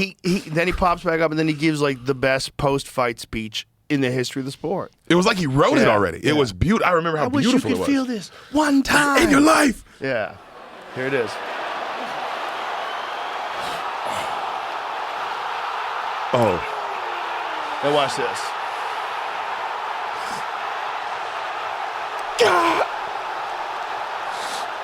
I mean, that lights you up, dude. Bro, and then watch this. He finds his son. Remembers. Look, he remembers. Look, he points to you. Look, you. Check this out.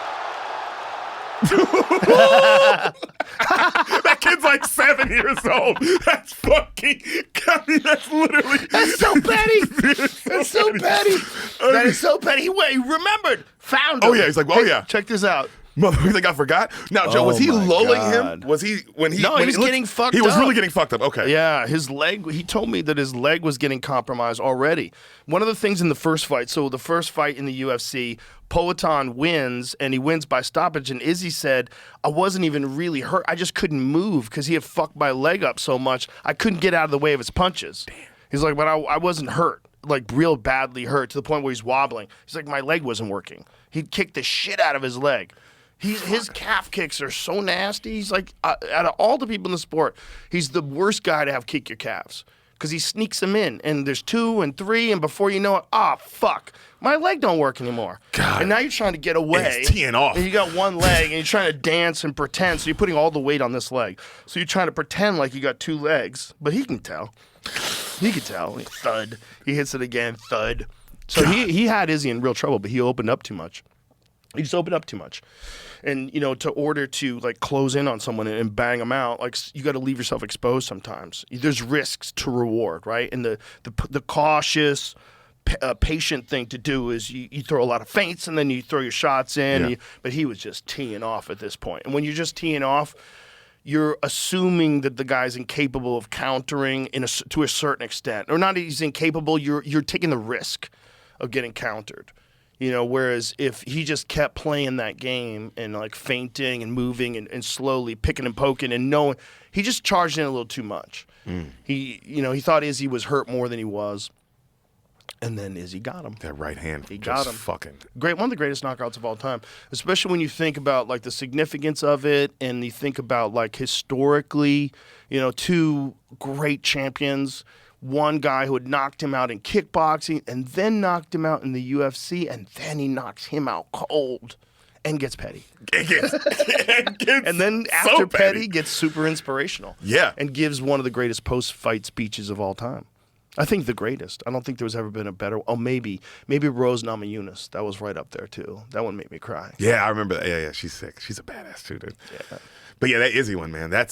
He's the reason he got me into the idea of UFC. I never, before he got into, because he was into the nerd stuff. Yeah. And I couldn't believe that there was a guy who was like being like, yo, I'm a nerdy dude. I like nerd shit. Yeah. And I'm kicking the fuck out of people. Mm-hmm. And that got me locked in. And also like a sweetheart the of a best. guy. So fun. Just to hang out with and shoot the shit. He's silly. He's fun. Oh, dude. He's playful. You know, he's just a real good guy, real smart. Oh, he took us to a club when we were in Brisbane with me and Schultz and him. Oh, no shit. And we just danced till like 3 a.m, just fucked up. Oh, that's cool. It was awesome. He took us to like some local spot that he likes, you know. That's but he's the awesome. man, dude. That's awesome. He's just the fucking man. But yeah, the nerd shit made me lock in. Of like, It's interesting how different those guys. I mean, like we were talking about, like Dustin Poirier, like having a regular life. Like the same thing with Izzy. Like, how do you have a regular life after you did that? You did that. You did that in front of the whole world. The whole world was watching. There was so many consequences on that fight, because you were winning. He was winning that first fight. Yeah, he was winning. You know, he was ahead on points, and then the fourth round, it was the fourth or the fifth where he got put out. You know, it was it was devastating. Like, this motherfucker got him again. Yeah, because he got robbed in the first kickboxing fight. Izzy got robbed, in my opinion.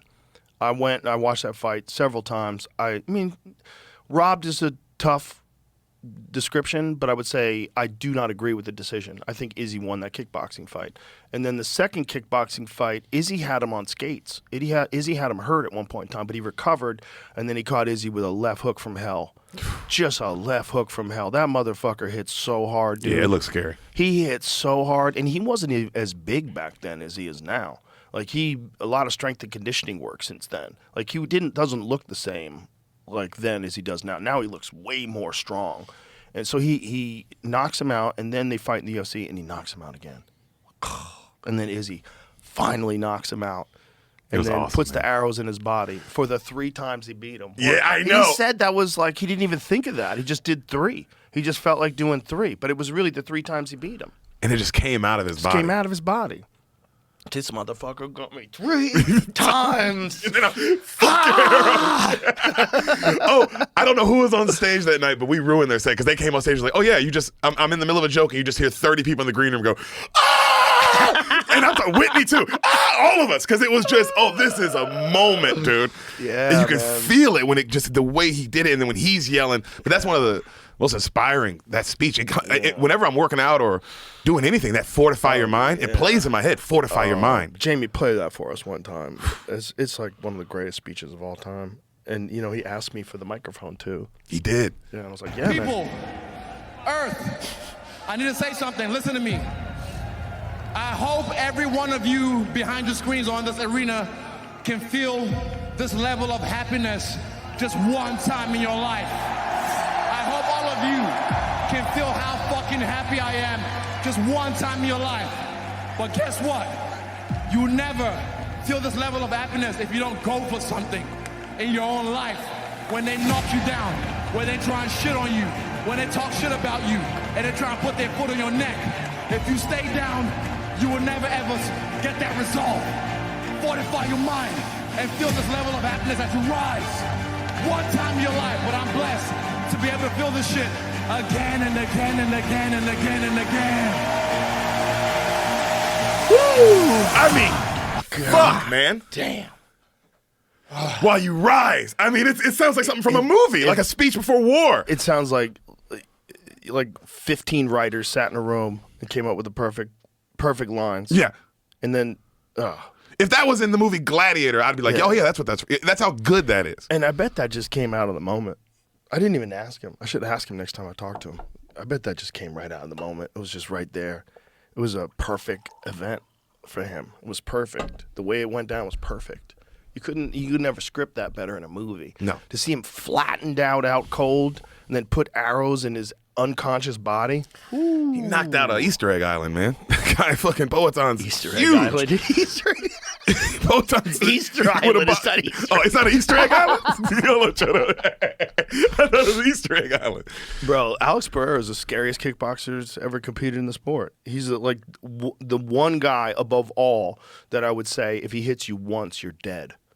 He just has to hit you once. Out of all the guys I've ever seen fight, I don't think anybody I could say that more than that guy, including in kickboxing, in everything. He has more power than anybody I've ever seen. In fact, Even boxing? Even I don't think I've seen anybody that hits harder than that guy. Anybody. Wow. Ever. except Francis Ngannou. But Francis Ngannou's 265. Yeah, You know what I'm he's a saying? mammoth. But in weight class, like weight class to weight class, Francis can put anybody out too.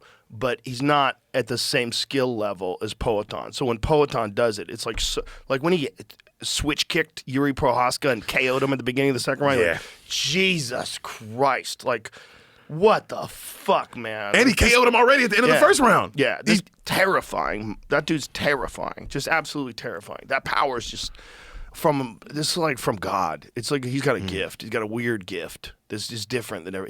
There's this machine where you punch it and it registers the amount of power. With Francis, it was like 130 something like that, right?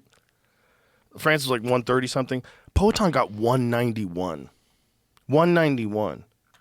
With his right hand. And I don't even think his right hand's his power punch. I think it's his left hook that's the big one. I bet the big one, the left hook, is over 191. It's bananas. His power, it's not like anybody else. So when Izzy knocked that guy out, that you got to understand, that's different. That's awesome. That's different. That's the top of the mountain. That's the top of the mountain in the sport. It's like one of the greatest accomplishments in the sport. Yeah. It really is. Would you say Poatan is the fastest rise you've ever seen in the UFC? Ever. To 2-division world champion? Yeah. No one's even close. Because that guy never says no. They call him up. You want to fight next weekend? Yes. All he has to do is make the weight. He just fights. He fought with a broken toe. He fought with a broken hand the last time. His hand was broken, and he had a norovirus. And he still fought. Yeah, he's terrifying, dude. He's crazy. I remember when he came to the mothership and they were like, the security were like, it was terrifying because he was like, I want to meet Joe now. And the security were like, I don't know what to do. Yo, me and DC were in the hallway upstairs in the mothership, and he's teaching us how he checks the calf kick, how he throws the calf kick different than everybody else, and he's having Polino, his coach, is translating. So it was me and DC, and we're both standing there, and you know that little area where the elevator is, where the VIP is? So we're standing there in this little crowded area. There's like 5 of us. And Poatan's kicking my legs, and he's kicking DC's legs, and he's explaining how he lifts his leg up this way, and this is how he checks it. And you're like, oh, shit. And both DC and I, do we tell people about this? Like, I don't even know if I want to give this up. Yeah, give this information. Because this is like very good information. Wow. Like, he never gets hurt with calf kicks. And it's like the way he checks them, he does like a hacky sack thing. A lot of people are doing it now. But he was like one of the first guys to figure that out, that he does like this hacky sack move. So when you go to kick his legs, instead of just checking it, where he turns it into the kick, he lifts his leg up, and his leg just kind of goes like this, and the kick just goes wee. It just kind of grazes it. So it never pounds on his calf the way he pounds on theirs. When it's just straight and boom, you're getting that force while you're playing it. But he also has a different style. Like, he's not heavy on the front leg, because some guys are heavy on the front leg because they want to take him down quick. So they want to be able to like move and take him down, and those are the guys that are going to have a harder time getting away from that kick, because you got so much weight on that leg. So he just thud, thud, thud, and then now your calf is numb, your foot is limp, your foot's just dangling around your ankle. Oh, that guy's terrifying, dude. And again, like, how does a guy like that go and become a regular person? How do you integrate and just be a regular guy after that? Yeah, it's got to be very weird. Like, Schaub's figured it out. Yeah. But Schaub got lucky that he found podcasting, and he, found his car show, All Gas, No Brakes. So like he found a way to transition and still have a good time.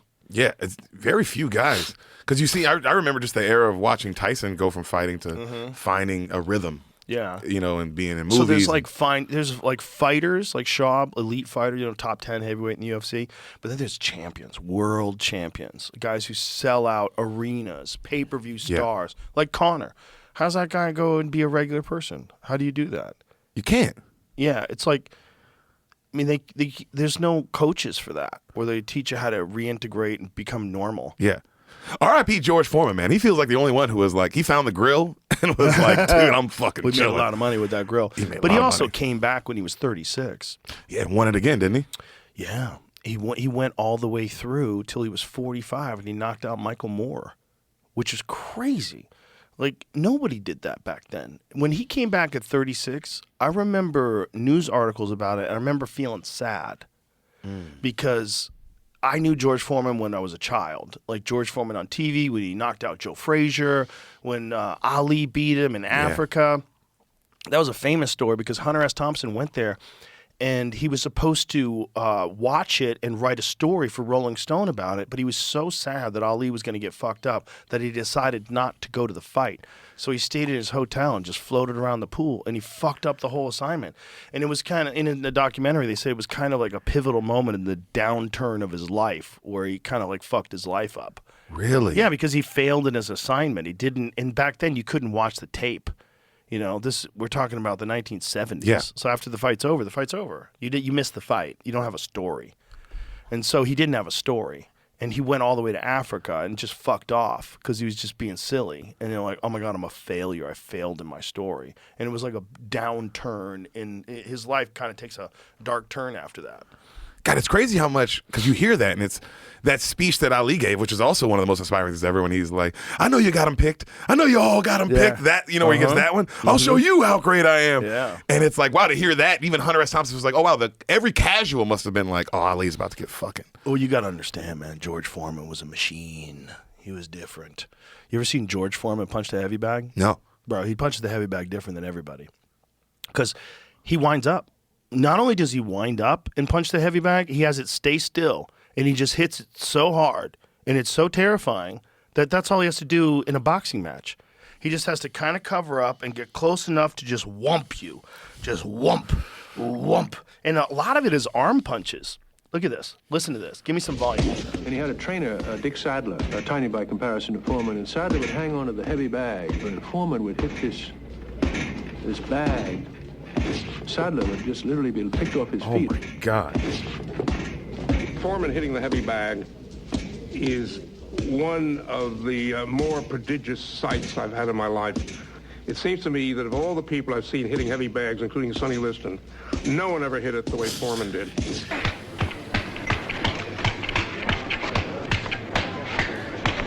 So all he's practicing is hitting hard. He's not trying to be slick. You notice the difference? Yeah. Been the way like Canelo hits the heavy bag or Floyd hits the heavy bag, they're working skills. Or even when you see Tyson do it, and that head is my going God. crazy. Tyson hit the heavy bag better than anybody in the history of the world. Better than anybody. Because he hit the heavy bag with all these crazy angles and speed like a lightweight. Speed like a lightweight. He's bouncing. Bro, It's 214 pounds moving like a lightweight. Nobody was like that, dude. I still maintain he's the greatest. I think a lot of people shit on me. They say, no way, you don't know shit about boxing. I just think that run when Cus D'Amato was training him to the title, Cus was already dead when he won the title, to like a few fights afterwards. Losing Cus, he lost his way a little bit, but that run when he was the man, when he knocked out Marvis Frazier, I think that's the greatest heavyweight of all time. I don't think anybody's even close. I think he fucks them all up. Yeah. I think he fucks them all up if they fight him during that time. People like to discredit things because of the whole career, but they don't want to give credit to a run. When you see somebody have a run that's truly... It's all about the run. It's all about the run. Unreal. That's why I always put B.J. Penn in the list of all-time greats.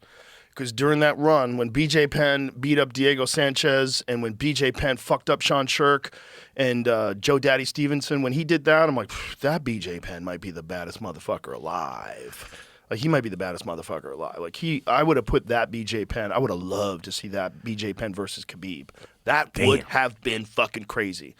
And a lot of people think that's a ridiculous thing to say because Khabib was so dominant and B.J. lost a bunch of times. Like, you're right.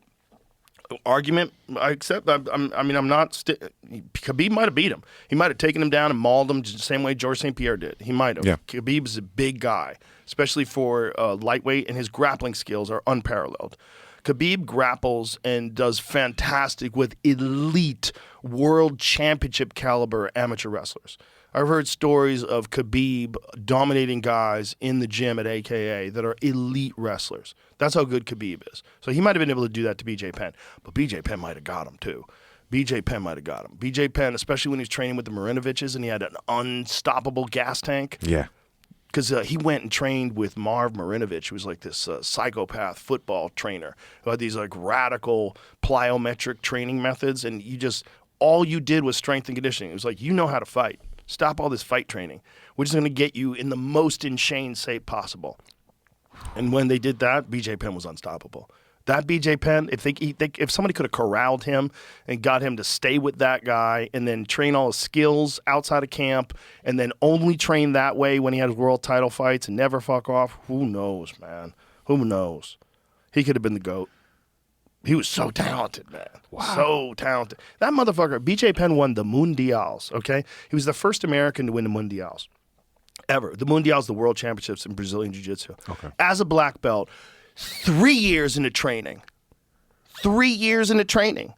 First of all, it's insane to get a black belt in 3 years.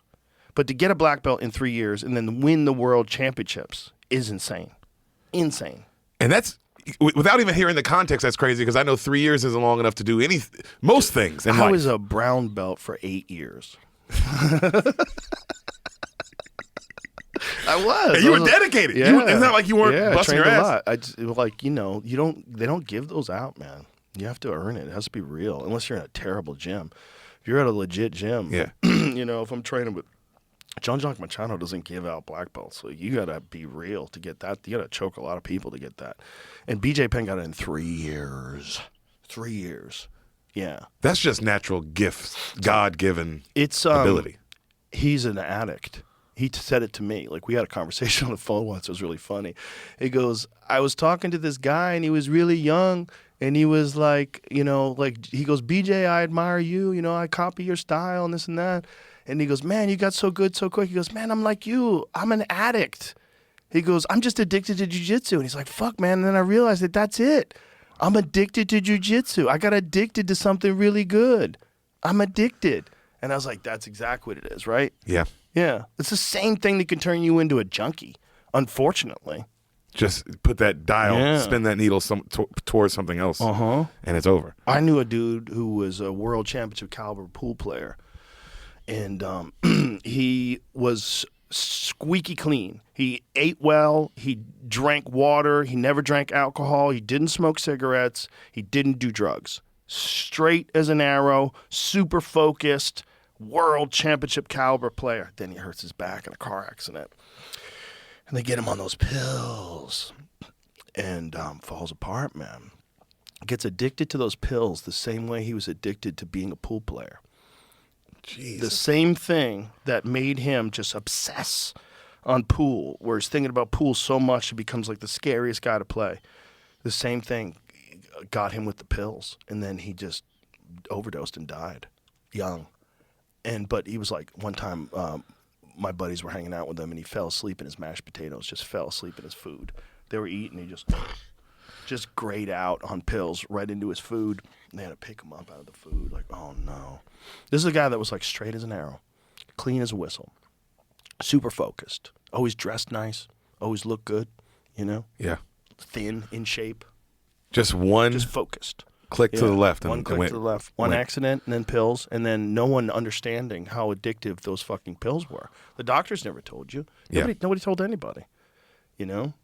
No, when you see like those documentaries of like how people who just like broke a leg or something, and then they get them addicted to pills, and next thing you know, they lost their family, their job, everything. I have many people that I know that happened to. Many people that I know that got injured, got on pills, and just lost their lives. Jiu-jitsu guys, friends, a lot of people. Especially, again, back before the information was available. Now everybody knows pain pills are super, super addictive. Everybody knows someone in their family. Yeah. Everybody knows someone that it just can't get off them. Everybody knows somebody that died. I know multiple people that have died from pain pills. Yeah. And so that's what got them. But it's the same thing, man. But that addiction is what makes you great. Yeah. Yeah, it's that thing in your head that makes you obsess on something. That's what it is. It's like this thing where you're trying to figure this thing out and you just want to get better at it. But that could be hijacked by gambling. That could be hijacked by video games. That could be hijacked by anything. Pussy. I've seen guys. Pussy. Yeah, I've seen guys get rant, all that stuff. That seems normal to me. That like makes sense, like biologically. But the gambling one is the craziest one to me. Yeah. That's the weirdest one because that might as well be heroin to those people. Whatever they're getting out of like risking $100,000 on a football game and just come on, you motherfuckers, you motherfuckers. Watching people do that, I was like, oh, Yeah. gives me so much anxiety. Oh, when you're in Vegas and you're walking through a casino, you just see people at that slot machine, and they're just glazed over. That's like the dumbest version of it, though. But risking everything on a game or risking everything on like roll the dice, A roulette, craps, roulette, like that kind of thing is so nuts. It's so nuts to watch. It gives me so much anxiety. Like, you ever see Uncut Gems, that Adam Sandler movie? It's one of the best movies. I've seen it 100 times, dude. So good. It's unreal. And it just shows Adam Sandler in a way of like, oh, this motherfucker can act. Act. He can for real act. For real act. But yeah, that movie, I remember being in the theater and I'm with my wife and she's squirming. And I was like, what's wrong? You all right? And she's like, this is making me uncomfortable, Deric. Yeah. This is making me fucking uncomfortable. Super uncomfortable. And I was like, yeah, this movie, it was, because it's the adrenaline rush you're on. You feel like you're gambling. Well, the movie's so good, it locks you in, like we were talking about, like comedies like hypnosis. That movie was like hypnosis. Like, it locked you into this character and his decision making and this addiction to gambling that he has. And all the shady characters around, everybody's pulling scams and everybody's doing this and that, and there's always something happening. And there's few movies that can lock you into a character like that where you're like, I don't even agree with this person, and I'm so invested. And at the end of the movie, you're like, what the fuck? Incredible. Spoiler alert. But it's one of those what the fuck moments. We're like, what the fuck? Yeah. That movie, I shut it off and I was just breathing heavy for 5 minutes. Fuck, man. Oh, it's I like a movie like that too, where you're like, this feels real. This feels like it can, like you said, happen to my neighbor, happen to my best friend. Like, this could happen to anyone. Yeah. You just get lost in this. Yeah, your mind is weird, man. People's minds are strange. Like, minds can go down these weird pathways, and it's like most people don't have a good management system for it either. So it's like you're driving this car with no traction control and too much horsepower. It's flying all over the road, and and you freaked out. And you're always on 10. Like, ooh. Yeah, dude. Fuck. Another movie that makes you feel that way is There Will Be Blood. When you're watching, because that's the same, where you're watching a guy just go through this life, and you're like, I'm getting uncomfortable. He's killing his fake brother, and he's fucking, you know what I mean? And by the end, like you said, the ending of that one as well, where you're like, the fuck? The fuck is this? I showed it to my wife, and she literally goes, Deric, why the fuck did you show me that? And I was like, you had to see it. You needed to experience this. Yeah. That's how good this movie is. I love a movie like that where give me an experience. That's one of the greatest movies ever. Ever. For experience, just like for sheer, like, just becoming that guy. Yes. He was that guy. Like, you believed every single second of it. There was no soap opera acting going on at all. No, dude. This is my son, HW. The way he talks, the way he is. Yeah. Oh, my God. And then you see, like, him devolve into this crazy billionaire. Because when we see crazy billionaires, we don't really... And it's like to see how a person becomes a crazy billionaire. Because he's not a regular guy in the beginning of the movie. He falls, breaks his leg in that hole. You know what I mean? He's a regular dude. There's a little element of that guy in everybody that's a crazy billionaire. There has to be. How do you get there? You have to manage that the same way everybody manages everything else. Like, imagine like trying to manage being Elon Musk. Imagine trying to manage that. Imagine just trying to manage that. I don't know how he finds the time. It doesn't make any sense. It doesn't make any sense. Like, it doesn't even seem real. Like, it could possibly be real. Yeah, because now he works for the government, along with still trying to get us to Mars and all these other cool things he's doing. You know what I mean? And people are scrutinizing him at a level, like, they want him to be perfect in every way. And it's like, you don't get that out of these wacky geniuses. You don't get perfect. No. You get unbelievable capabilities mixed in with all kinds of flaws that even he makes fun of. Like, he's even talked openly about like self-inflicted wounds that he gives himself on Twitter. He's posted about it with like laughter emojis. Like, but he's having a good time no matter what. He is on. That would be like watching the There Will Be Blood guy also tweeting his thoughts. Yeah, you would see some shit where you're like, what the fuck? Yeah. Well, he's not that way. He's not like not a that murderous fucking psychopath who steals people's oil. I drink your milkshake. He's not that. No, but the idea, like you said, it's a little bit in him. It has to be to conquer like that. I feel like. Well, I think his drive is different than most of them, and his drive is accomplishments and innovation. Like, he's obsessed with getting people to Mars. He's obsessed with the engineering involved in what they've accomplished already with SpaceX. The ability to take a booster, shoot it off into space, and then the booster comes down and lands and gets caught with robot arms is so off the charts, beyond anything anyone else has accomplished in the world of rocketry and space science and all the engineering involved. It's off the charts. Like, what SpaceX has done is it's not appreciated enough because he's so polarizing politically because of his affiliation with Trump and because of all the propaganda that has been spun his way. There's some definite natural reactions that people have to him that are organic and real, and they get upset at some of the things he does. That's real. But also there's a gigantic propaganda machine that's trying to paint him as a literal Nazi. And they're doing it because they have a vested interest in keeping all these NGOs and all their funding in place exactly the same way it's always been, and having a genius go into all of your fucking bookkeeping and accounting is not good if you've been unchecked for decades and you have a fucking just an unstoppable budget and a lot of waste and a lot of incompetence and probably a bunch of fraud and theft too. Of course. Yeah, I mean they've acknowledged that. You know, one of the things they said, which is hilarious, they said he found, I think was it Social Security or Medicaid, a bunch of fraud, and then they were saying, well, actually, the government had already identified this 2 years ago. Okay, but why didn't you have this press conference and say, why did we wait? Did you just cover it up? Did you make a big deal? Did you stop it in its tracks? Did you reverse it? Did you prosecute people? Did you get the money back? Why are you saying, yeah, we already knew about that? Like, that's not good enough. Like, what did you do? How come you didn't find out about that $250 million that went to transgender animal studies? Like, you didn't notice that one? You didn't such a notice good bit about that. $21 million to Iraq and Sesame Street? You didn't notice that? You didn't notice, like, fucking, like, just so much of it is kooky. It's so much money. And the way NGOs and nonprofits work, I didn't understand it. I didn't know that it's all, like, cyclical money that's, like, flowing around. There's billions of dollars. It's just flowing around. A lot of it's unchecked, and they've been doing it forever. And that's why we're $36 trillion in debt. You know, not good. How does it get that bad? I don't know. But then there's also legitimate arguments on the other side. Like, the other side is making a very legitimate argument about the right to due process if you get processed and shipped out of the country and put in a prison in El Salvador. You know, what is the quote? Was it Benjamin Franklin's quote about innocent, and that it's better to allow 10 guilty people to go free than one innocent person arrested? You know, I'm on that side of things. Yeah.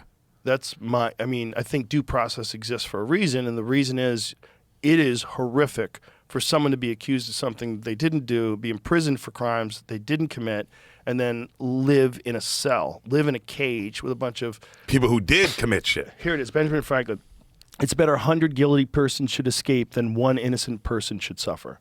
That is wisdom. Yeah. That has survived hundreds of years. It's incredibly accurate, and it is the foundation of freedom. Like, we have to make sure that these people are actually guilty, otherwise we become monsters. You can't, like, what is that? When you fight monsters, be careful that you don't become one. Become one. Yeah. Yeah. That's very important. It's very important. You know, you can't do that. But also you also have to deal with the fact that the current administration is dealing with the past administration allowing known gang members and terrorists to go right through the border unchecked. That a lot of them they know got through. They don't know the exact numbers, but they know there's millions and millions of people illegally just walk through unchecked, and a bunch of them have to have criminal records. A bunch of them have to be dangerous, and we've seen crimes that have been committed. It doesn't help anybody on the progressive side to deny the fact that that's a real problem. And if it happens to your family, God forbid, I don't want it to happen to anybody's, but if it does, you will feel a sting of regret if you supported that, unlike anything you've ever experienced in your life. You'll be like, I mean, it's one of those things where to support one side of this, you have to deny some, like, basic human values. Either way. Like, to support just rounding people up and just assuming they're all gang members. I'm not saying they're doing that, but this is the worst case scenario, right? Yeah. They get a bunch of people in a room, they rope them all in, and one guy's just someone's cousin picking someone up to give him a ride home. That's possible. And now you're back on the one innocent person now you're right back. And what if with that dude is not doing anything wrong and he's got some stupid tattoos and they decide that this guy's a gang member and now you're in a prison in El Salvador and you're not even from El Salvador. And now, you were just a hairdresser or you were a tattoo artist Family or whatever man, you are. yeah. You came over here and maybe you got a green card and maybe you don't. Maybe you were just given asylum because a lot of people from Venezuela were given asylum in America. Yeah. And then you get shipped to El Salvador where you're not even from El Salvador. So that the fact that exists scares the shit out of me. But also the fact that they were just letting terrorists and gang members flow freely into the country is fucking horrible.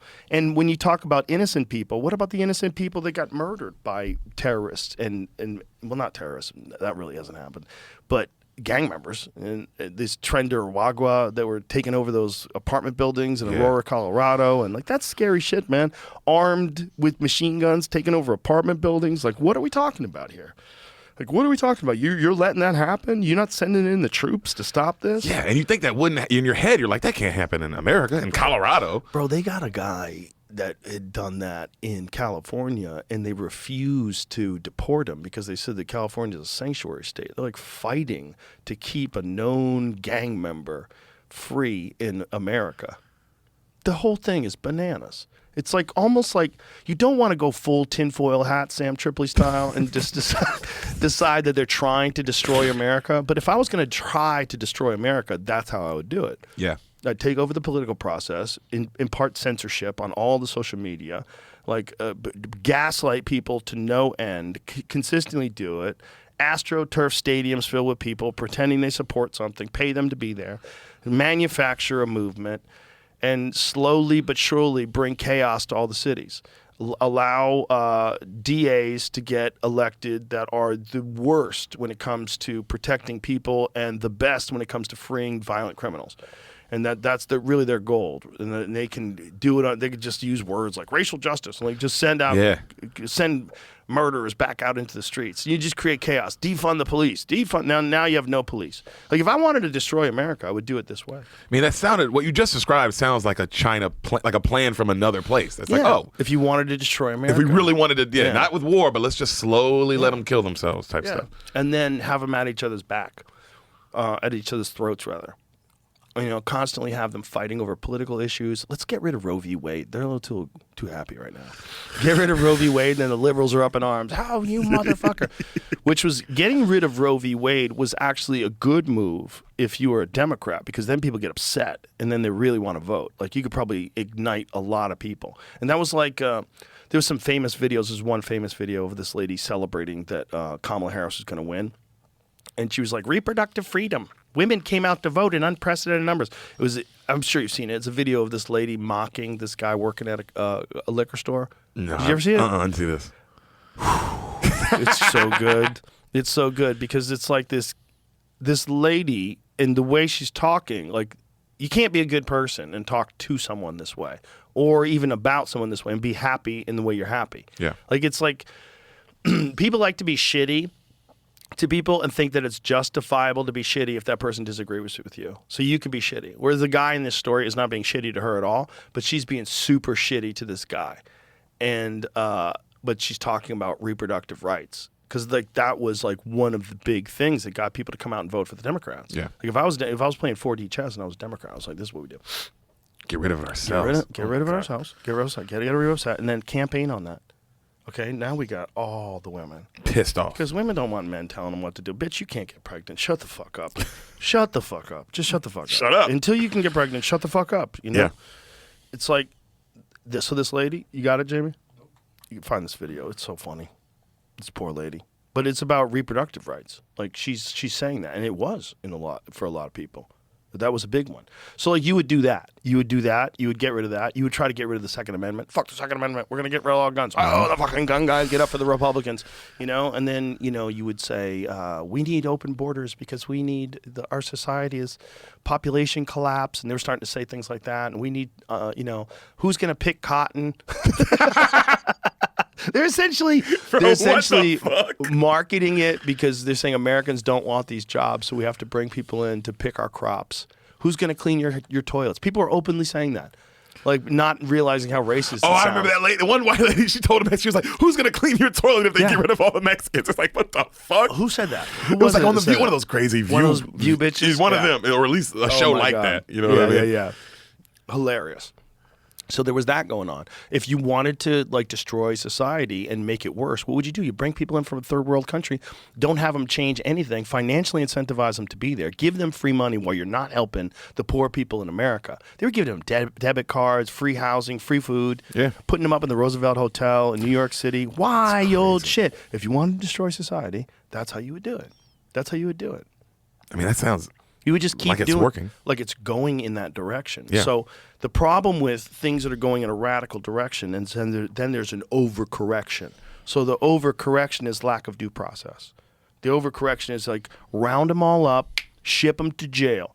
Like that's like some things that you say when you're not thinking things through. Like, what do you do about all the criminals? Take them all, fucking send them to El Salvador. Yeah. What about due process? No, fuck that. Well, here's the problem with fuck that. What if you are an enemy of, let's not say any current president. Let's pretend we got a new president, totally new guy in 2028. And this is a common practice now of just rounding up gang members with no due process and shipping them to El Salvador. You're a gang member. No, I'm not. Prove it. What? I got to what? go to court. No, Yeah. no due process. That's Right? dangerous, Joe. That's dangerous. dangerous. That's man. dangerous. That's dangerous. We got to be careful that we don't become monsters while we're fighting monsters. But then again, you got to find these motherfuckers that are here that have terrorist cells and that are ready to fucking blow up malls in Dallas and do crazy shit, which definitely they've thwarted before. Yeah. So like this is the best argument for intelligence agencies is that there's real threats. You know, like for someone to say, fuck all the CIA, fuck the FBI. What, are you crazy? Who's going to investigate real threats? Like the real world exists. As much as you want to pretend that that we can all go kumbaya tomorrow if we all just lay down our arms. No, there's people that are 48 years old and dedicated to crime. They've been dedicated to crime in Guatemala, and now they're here. You know, Yeah, and now they're dude. selling fentanyl, and they're not going to stop. Okay. They don't give a fuck. Yeah, and they're on EBT cards where you're getting money from the government for free every month because you're in a sanctuary city and you get free food and you're a criminal. And then one of them, like two of them, assaulted cops in New York City and then got free. No cash bail. No cash bail. You just get out. They assaulted cops and then they're on the street giving the Tupac to the camera.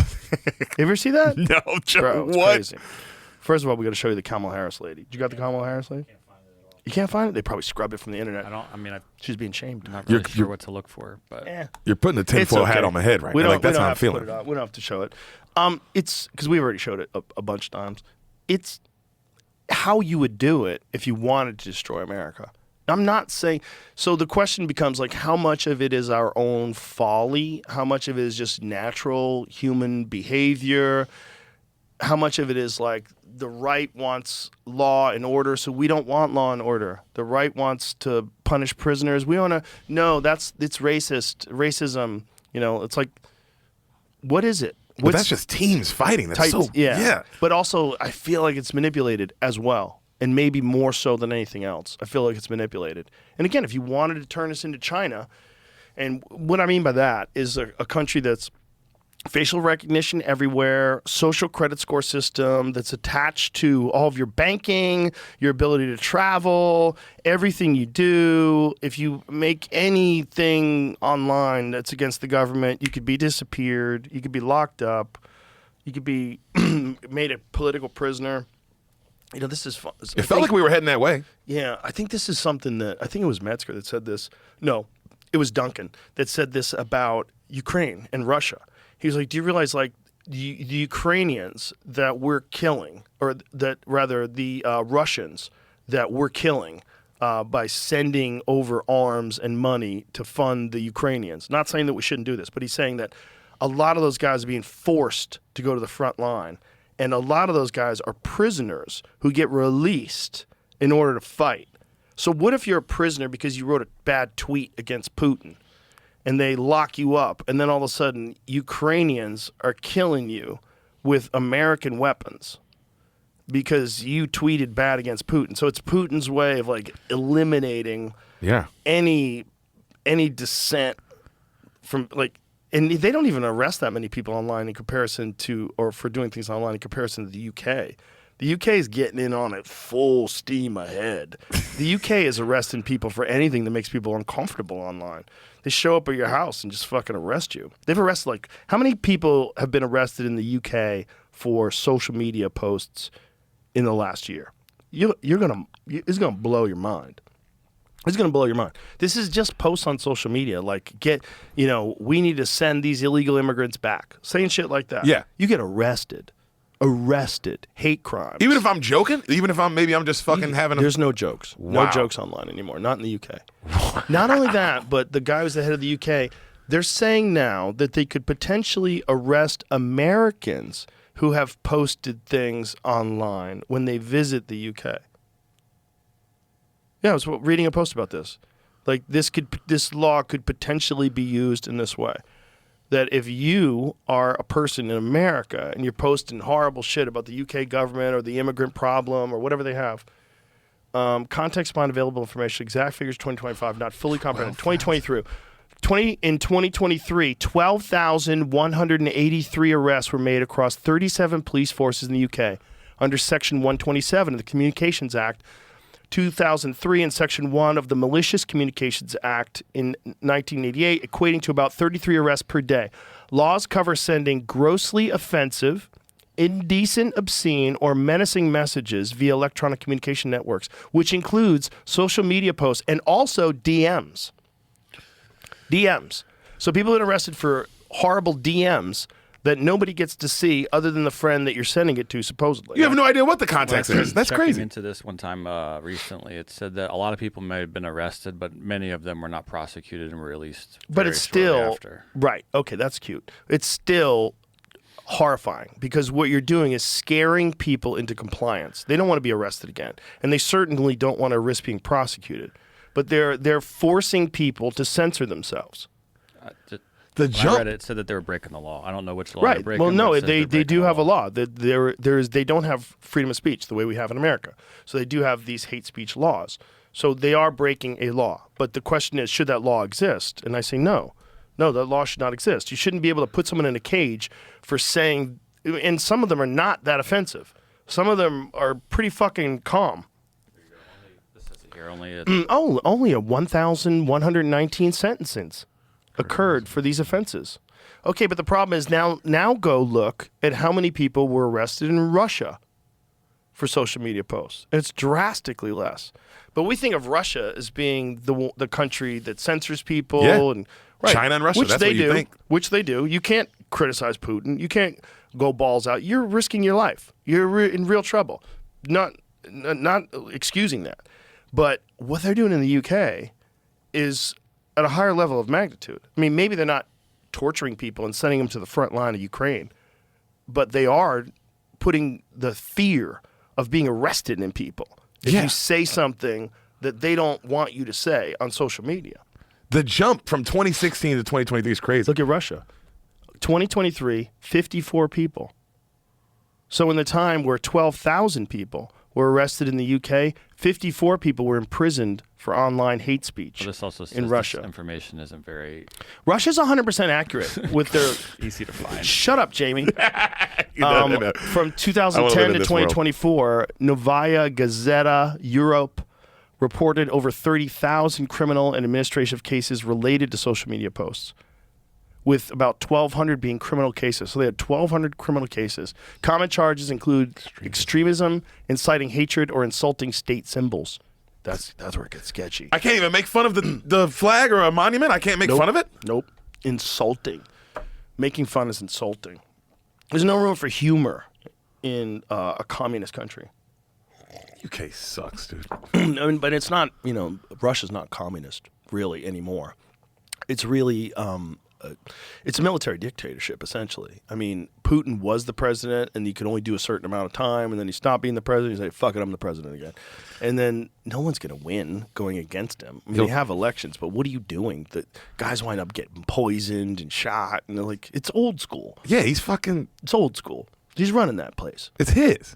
That's his. You're not taking over. Man, I seen that picture of him, shirtless on a horse. I was like, don't fuck with this dude. Yeah, he's a killer. He's a former KGB killer. Like, he's like the real deal. He's a judo black belt. He's a bad man. Yeah, you know, dude. like you don't, and he runs that country, and they arrest less people. Yeah, what the fuck is going on in the UK? They're leaning into the same direction that I was talking about that was scaring me about America. I feel like there's a plot. There's a plot to diminish the fabric of society. Like, if you want, okay, let's just look at the whole overall world, and is it fair? It's definitely not fair. There's a reason why these people in these third world countries want to come to Europe and why they want to come to America, because it's better here and it's better there, and they want a better life. I get it. But why are they fleeing where they came from? Well, we bombed the shit out of those places. We bombed the shit out of those places. We drone bombed them. We overthrew democratically elected governments with coups. There's a lot of instability that's caused by us. We're like, well, it's our fault. We got to take these people in. I think instead of fucking up this one country by letting everybody come in and drag it down to a third world country, I think a better solution is figure out a way to prop up these other countries. The same way, I mean, in a simplistic version of it, like if you want everything for yourself, you're selfish, but you want everything for all your boys too, and everybody gets better. Yeah. The whole world gets better. So instead of like shipping off jobs to Mexico where they get $1 a day, maybe pay them real money. Pay them what you're supposed to be paying them. Maybe give them health care. Maybe if you are an American citizen and you want to hire someone to do something, you have to hire someone under the same structure of ethics that we agree to in the United States. Period. Yes. Period. For all humans all over the world. And if the money translates lower because the American dollar is worth more, okay, but balance it out. Make it that, they can afford food, they can afford housing, they can afford health care. Make laws. Agreed. And then all of a sudden you prop up the whole world. And the whole world stop having third world countries, including in the United States. Like, why do we still have ghettos? Why have we put all this money into funding all these different things with like U.S. aid all over the world? And the south side of Chicago has the same amount of murders every year, if not more. More every year. Every year. Baltimore, same place. We had a cop in once, way back in the day, that he was a cop in Baltimore, and while they were working one day, he found a rap sheet, like a arrest sheet of all these different crimes that were committed in all these different areas from like the 1970s. And it was all the same shit that's happening today. And he realized, like, oh my God, it's never going to end. Like, you're never going to fix this. It's all the same problems in the same areas, and nothing's being done. The same drug arrests, the same violence, the same this, the same that, all in the same places. And all in these areas, mysteriously, all in these same areas that had been redlined during the Jim Crow era, where black people couldn't buy houses where the white neighborhoods are. They had to buy houses in one area, and those areas are fucked, and no one's corrected it. Even now, it doesn't make sense. But you think that's just that hard to let go, that feeling of I have to be better than it's nice to know you're doing better than somebody else. It's something about human beings that they like. I think it's convenient to ignore people that you're not going to profit from. If you are investing a bunch of money in green energy, or you're investing a bunch of money in whatever stupid shit you're doing with windmills, like, someone's making money. There's a lot of people making money. There's money being exchanged. If you're fixing South Side of Chicago, if you're like creating community centers and you're like robust education and counseling and providing mentorship and paths to jobs and giving people like an opportunity to make real money that's enticing so they don't want to sell drugs or kill people, like, how are you making money doing that? You're not. And so people don't do it. It's that simple. But it's like what you just said. Everyone would naturally, if everyone's doing good, the world would naturally rise. Exactly. But it would take time. I guess you're right. It's not a direct generations. profit. It would take generations. Yeah. But there's no effort being done to it. So this guy that's seeing these crimes that were committed in the same area in Baltimore in the 1970s, and this is in the 2000s, he's seen the same shit. He's like, this is crazy.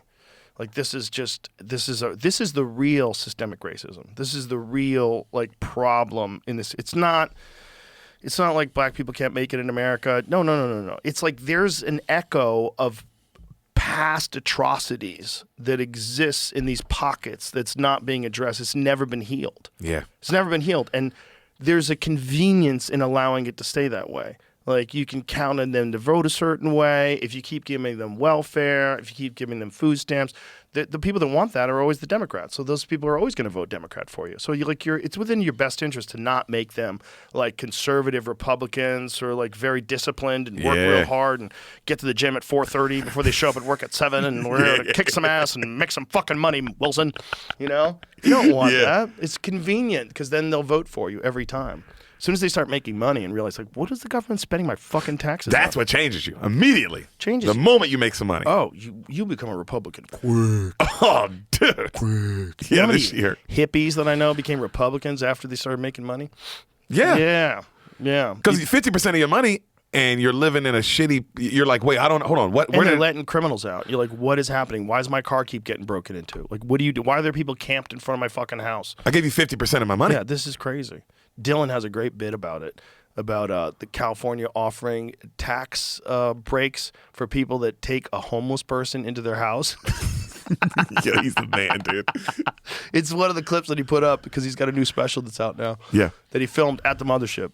But it's so funny and so true. It's like they're just trying to destroy society. What better way to destroy your house? You have a wife and child. What better way to destroy your house than to bring some fentanyl addict in? This is how you're going to create more chaos. And then California is trying to pass a new law, this is being proposed, where if someone breaks into your house and threatens your life, you're not allowed to shoot them. In your house. Imagine someone breaks into your house and is trying to get you, has a knife coming towards you. You're not allowed to kill him. What am I allowed to do? You're supposed to run away. This hasn't passed yet, but there's no way it can. That doesn't even. It's so crazy, dude. It's so crazy. It's so crazy. It's almost like they're trying to destroy people's confidence in law enforcement, confidence in community, the feeling of being safe, ramp up everybody's level of anxiety, and then offer a solution. And the solution is to disarm everybody. The solution is to clamp down further and further on gun laws, make it very difficult to have a gun. You can't have magazines more than 10 rounds. You can't concealed carry. You can't do this. You can't do that. If you have it in your car, you have to have the bullets in the trunk and the pistol's supposed to be locked up. Yeah, there's all these crazy laws that are just slowly but surely trying to take away your... And you could say, no, those laws are to keep people from road rage and shootings, and criminals commit crime. Laws don't stop criminals from breaking laws. Laws keep law-abiding people from protecting themselves. That's the fact. That's the fact. A criminal's going to do it anyway. The gun's illegal. The fucking the identification number of it's been sawed off. Yeah. Like, what are you talking about? They've also, like you said, they've been driven to that point. If I'm at that point, there is no rule that's going to stop me. There's no rule. Have you ever seen that show Trafficked? This is an amazing show called Trafficked, and they went down to L.A. and they followed these rogue cops who are bringing guns into Mexico and selling them. Whoa. Yeah. That's one of the episodes. That's fucking crazy. Yeah, Mariana Vanzeller. She's amazing. She's been in the podcast a few times. She's brilliant. And it's fearless, this lady. She went to Colombia, into the jungle where they were making coke, and then went with the mules, hiked it out with backpacks full of coke. They had backpacks, and she followed them and hiked it out. They showed her how they make the coke, where they make the coke. Yeah. Look, they changed the wording on this bill. Interesting. The bill with where it's scratched out. Yeah. Scratched out part says the bill would eliminate certain circumstances under which homicide is justifiable, including amongst others, in defense of a habitation or property. The bill would additionally clarify circumstances in which homicide is not justifiable, including among others, when a person uses more force than necessary to defend against a danger. What does that mean? That means you shoot a guy more than once. I got to know he's down. Right, but you killed him instead of just shooting him. That's what they're saying. But you don't what this bill is like not understanding fight or flight and violence and the chaos of you realizing your life Or is your in family's great life. danger. What? You just want to shoot that person. This is what it says about that part. Okay. The bill would eliminate that provision. The bill would also specify certain circumstances in which homicide is not justifiable, including when a person was outside their habitation or property and did not retreat when they could have safely done so, when a person used more force than a reasonable person would. So that right there, listen to that. A person was outside their habitation or property and did not retreat when they could have safely done so. Meaning if someone's breaking into your house, you're on the outside of the house, you don't go into the house to confront them. You retreat. You're supposed to retreat. What if I have family in the house? That's a good question. That's a good question. This rule already is like, well, this doesn't make sense. It says it specifies the circumstances, so that might be, But no, but Jamie, you do in the context of the sentence. This bill would also specify certain circumstances in which homicide is not justifiable, including when a person was outside their habitation or property. But it's not. If you're outside, it's saying you have to try to retreat. Right. But what if someone's in your home? That doesn't clarify that. There's circumstances when it still could be. It's just that there's certain circumstances when it's not justifiable. It still could be. Right. But the certain circumstances is listed, including when a person was outside. I'm just he brought up a situation. Jamie, it's obvious. It's obvious. I'm just saying. I know, but I'm reading. This is not necessary. And did not retreat when they could have safely done so. When a person used more force than a reasonable person. That's so subjective. You don't know. I don't know. That's not a what real thing. What about Tim Kennedy? Is he reasonable? That's not a reason. What about Jocko? Is Jocko reasonable? Yeah. But people have to. But people have to keep their cool. What'd you say, Jamie? That's when you win a good jury too. Good luck. I'm just saying. Why would you count on that? I'm not saying you're counting on it. I'm just saying that's why you want one. I didn't say that's why you need one. I said that's why you want one. Don't you? If I was a judge, I'd say you're argumentative. However, the bill would specify that homicide is justifiable if the initial aggressor actually and in good faith tried to stop fighting and indicated they wanted to and tried to stop fighting as specified, or in cases of mutual combat, the initial aggressor gave the opponent an opportunity to stop fighting. So if someone starts fucking you up and then gives you an opportunity to stop fighting, and you don't, you keep fighting them and kill them. But they've already started fighting with you. They've already, you're in danger zone. Like, to be reasonable while your life is in danger is to open yourself up to getting fucked up. Because it's like, no, come on, man. It was like, bang, motherfucker, and then you're out cold. Like, you've already engaged in violence. It's so subjective whether or not you should stop or not stop. Like, when you should stop is when that person's 100% incapacitated, and that might mean kill them if you don't know what's going to stop them. If you have a gun and someone is charging at you with a fucking machete and you bang, bang, bang while they're still alive and that winds up killing them, you could have just shot them once. You could be in front of a jury and they could say, you could have stopped with the first bullet. And then you have a coroner who says, yes, the first bullet was fatal. Or, yes, the first bullet would have stopped him, but he shot him 2 additional times. Like, now you're in jail. Now you're in jail because you were terrified of your life and you thought you were going to die, and you did something in a split moment where you're not even thinking straight. Like to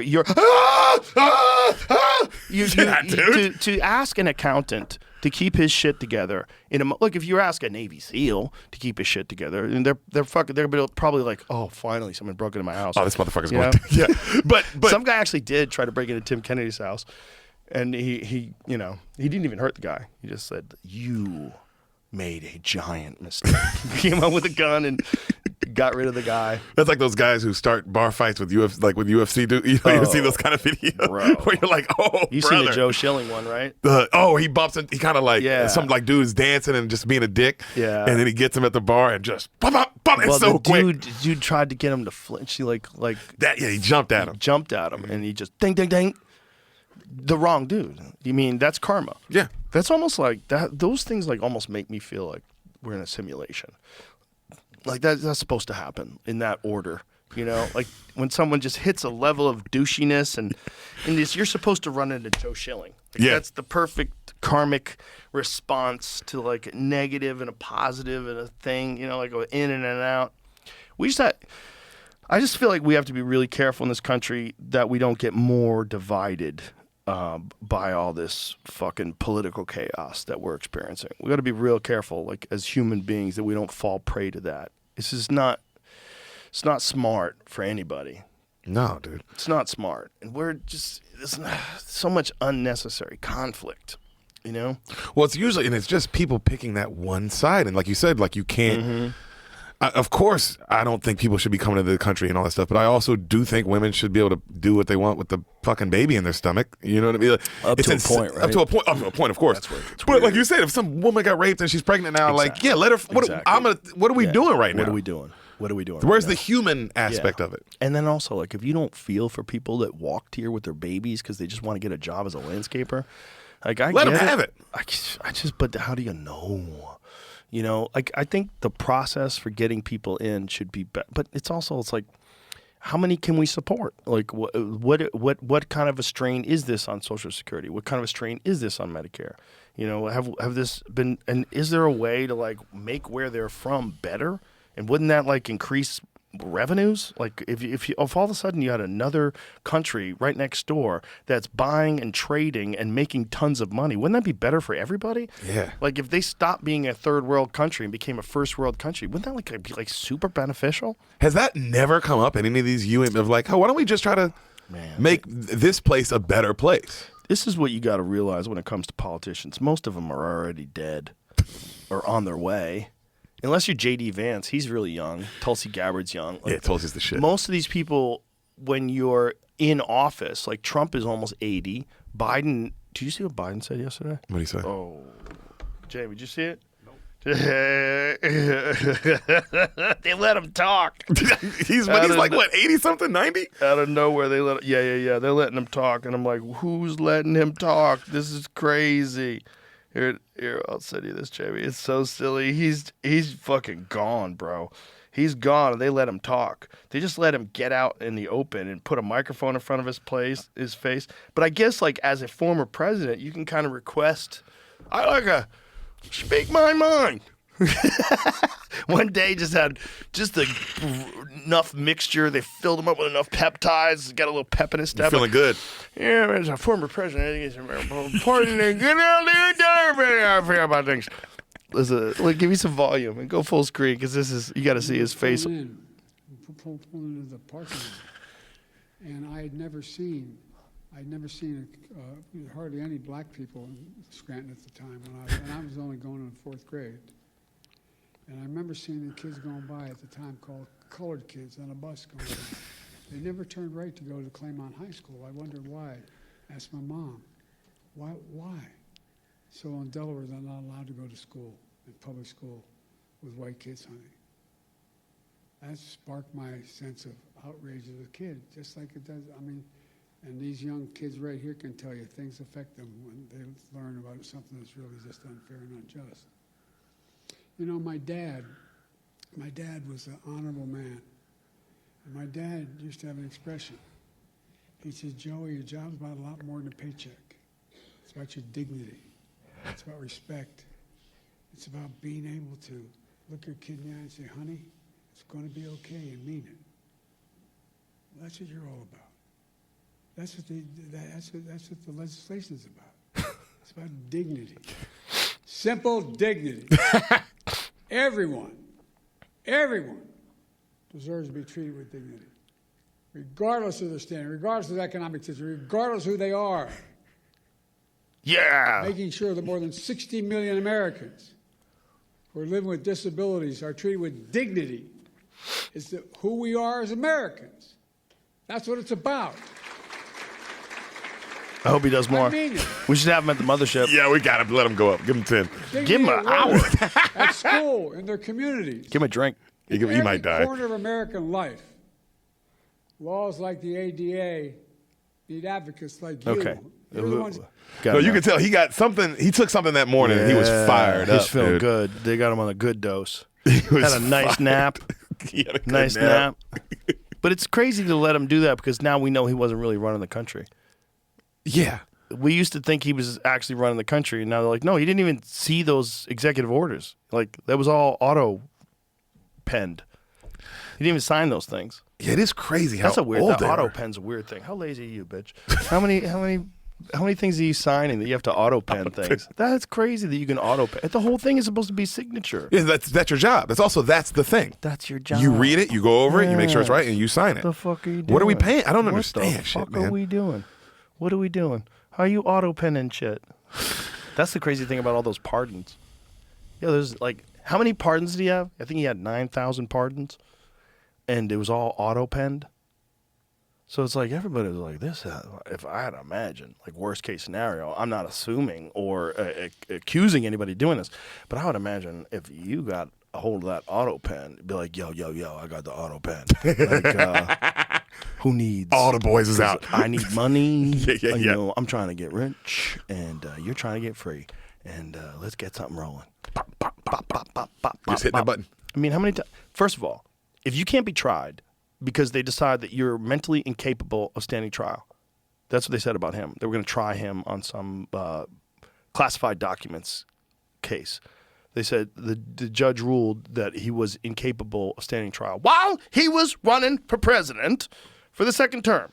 While he was running for president, they were saying he's incapable of standing trial. So if we're saying that there's something wrong with him cognitively, but we're still allowing him to give people pardons, like if he's not sane enough, if he's not there enough to stand trial, To defend himself. How could he be there enough to decide whether or not someone deserves a pardon? That seems insane. And then how could you use the auto pen? He's like, what about that guy? Yes, pardon him. What about that guy? Let him off. He deserves it. Like, he's pointing. 9,000. There's no way. If you have all the time in the world, how are you going over 9,000 cases? Most of those were the marijuana releases. Well, that's The nice. federal. How many of them? What Like can you? 6,500 or so. Oh, that's nice. But auto penning it is, when you think about what that means, that is crazy. That's crazy. Yeah. It's just, is that shit for sale? Pardons are crazy anyway. You just let somebody out of jail because you're the king. Because you're I'm the king. Fucking fuck that trial. Yeah. Fuck that jury. I like You're that guy. free, bro. I don't mind it. Yeah. That's crazy power. Let people out of jail. Mhm. You know? In mass numbers. What was the total? I'm trying to find the exact number. Okay. Because But 9,000. 6,500, I agree with. I agree with all those marijuana ones. Well, yeah, that's not a real thing.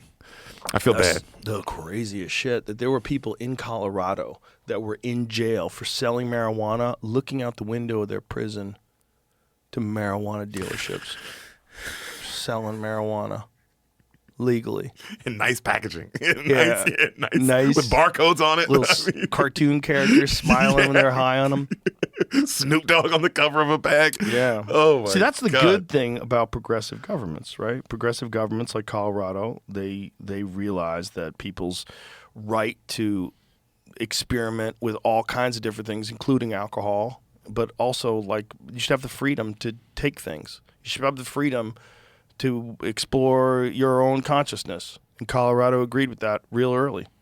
You know? That's the good thing about progressive governments. And that's the bad thing about a lot of conservative governments. They want to stop you from doing that. You know, they want to prosecute people for that fucking grass. That dirty, here's your dope. You're fucking dope. Yeah, they don't like it when your mind opens up a little bit. But you said it earlier. Oh, man, if we could just get everybody on mushrooms, everybody might love each other and all these things. Yeah. That I is don't scary. think they think that way, though. 8,000. A record-setting number includes a collective act of over 6,500 individuals for marijuana possession convictions. So it's really not like he has more than anybody else. Yeah, so Washington it just did looks it. like, it looks like more than everybody else because it's just 6,500. He actually only released 1,500 then. Yeah, look at Andrew Johnson. It ended up being closer to 9,000, I think, at the end of the day. Oh, It at the was end? just like 2,500. So even then, 2,500, Still not close to the same. pretty normal. Yeah. Like how many did Obama did.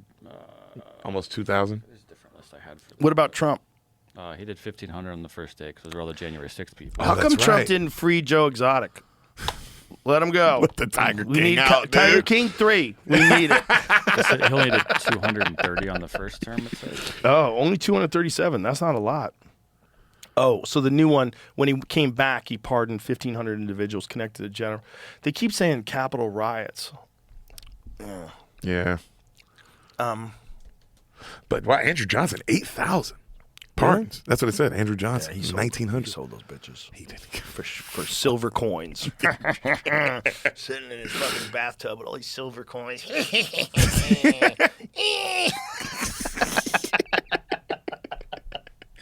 But that's crazy that pardons were going back all the way to George Washington. Yeah, how many did George Washington have? A lot, right? 1,700, is that what it said? Good old George. Yeah. It's crazy. I just got into that stuff because I saw Hamilton like 2 weeks ago for the first time. Oh, yeah? That How shit- was you it? ever seen that? No. Is it good? Brother. You see it on Broadway? Brother. No, I saw it on, they brought it to Texas, the Bass Concert Hall. Oh. And then in these last like 3 weeks, I have studied everything. I'm addicted to it, bro. Really? Joe, Derek? it's the second greatest piece of art to ever be art. What's number one? Harry Potter books. I wish you were here for this argument. Harry Joe, Potter books is number one. When this Harry Po- happened at Mitzi's, when he was going off at Mitzi's about this. Well, these Oh, really? motherfuckers was trying to bring up the Bible. It's like, get the fuck out of here, dude. Harry Potter's better than the Bible? Not even close. Really? It was, Joe, it's What makes already you the say second this? greatest selling book of all time, and it's only been out since 1997. Think about that. That is pretty crazy. I'll tell you what, my kids are addicted to it. It's when I read it. I read it like a month ago. I just found out about both these things, and Really? I You just knew Harry started Potter. reading I it a saw the month movie. ago? I knocked it all out. Wow. I knocked the whole thing out. How is it? It's the greatest thing Is it ever better written. than the movie? It's not even close. And I Really? love the movies. Movies are Really? great, but it's so fucking good and so in depth and so. I mean, it's the classic hero story, a hero's tale, but man, it's so fucking good. And rereading it and just how deep the characters are and how incredible it is, and it is beautiful. But Hamilton is number 2, greatest art. And I mean, when I say art, I mean anything ever written, painted, musically sung. Really? 1, 2. Wow. And then the Bible? Maybe The Departed. Departed might be 3.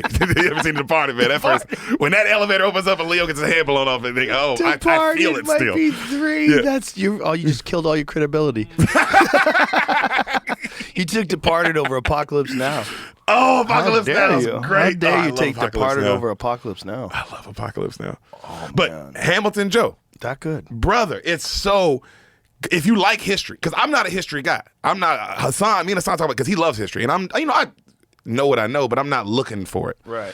I watched this shit, man. It was so cool. Everything is educational. The whole thing. And you think it's gay because it's like, oh, it's a musical. You think it's gay? Everyone's black. Like, why is Thomas Jefferson black? You know what I'm like? Everyone in the play is black, and they're all playing these guys, Thomas Jefferson, Washington. But everything is singing.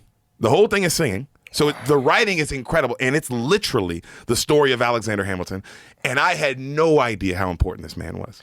Wow. He was an orphan. And then it ends, of course, with the duel between him and Burr, Right. which is insane. Burr was vice president when he killed the treasurer. Really?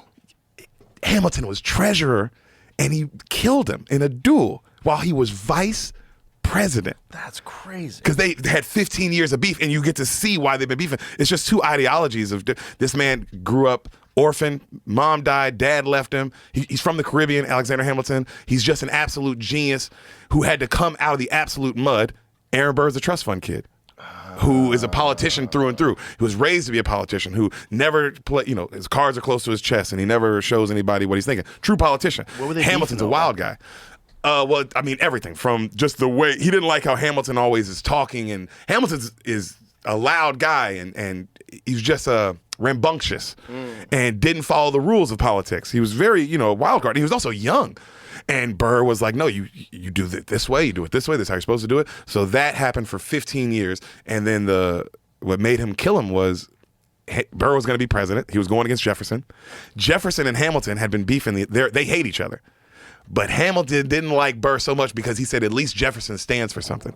And the last vote to make Jefferson president over Burr was Hamilton. And so and then of course he talked some more shit about him, and then Aaron Burr was like, we're dueling. Fuck you. With musket guns. Musket guns. Those old school bullshit guns. And because he shot Hamilton wasn't trying to kill him. He shot over his head because that was like a thing you do if you weren't trying to kill somebody, but you were like, I'm letting you know, but like we're dueling, but I'm not trying to kill you. Right. But he didn't know because he shot first. Burr just thought he missed. So he shot him right in the fucking stomach, right in the ribs. Killed him. And it was it was like a few miles away, maybe like right near the same spot where Hamilton's son died 3 years before. Like that law of knowing when it's too much. Like he could have just shot over him. Could have. The other guy shot over him. But I thought you just missed. How am I supposed to know? I thought you were trying to kill me. I thought you were trying to kill me. Exactly. And no one saw it because, so to have a duel, you had to have other people there. You had to have a doctor, you had to have 2 people, had to have representatives, all this stuff. But everyone turns around. So that way there's no one could go to prison for it. Wow. So they tried Burr for it, but there's no eyewitness. Wow. And it ruined the rest of Burr's life. The rest of Burr's life because everyone loved Hamilton. Because Hamilton was George Washington's right-hand man. He fucking is one of the main reasons we won the Revolutionary War. Wow. He was I remember when David Letterman got caught for cheating and was like, well, I'm going to go out and I'm not going to get blackmailed. I'm going to go out and say, hey, I cheated on my wife. Get the fuck out of here. Like, I'll take the heat.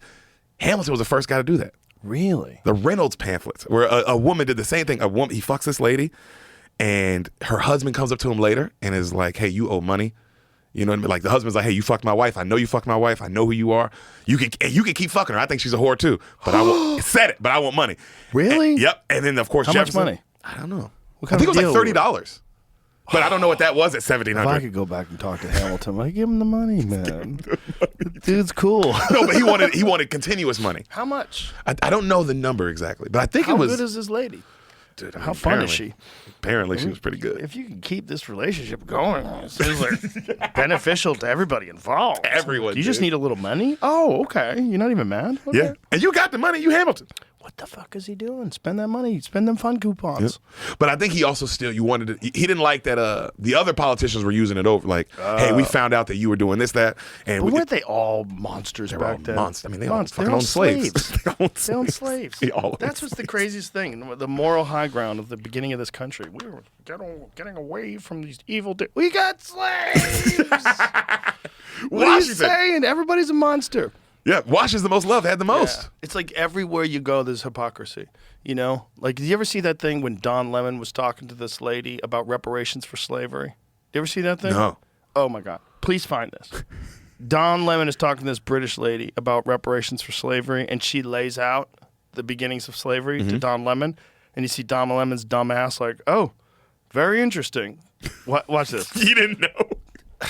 It's just, he was saying something that, there should be reparations for slavery. I think it's a political talking point at this point in time. I think there's people that still think that people today should get money because their ancestors were slaves.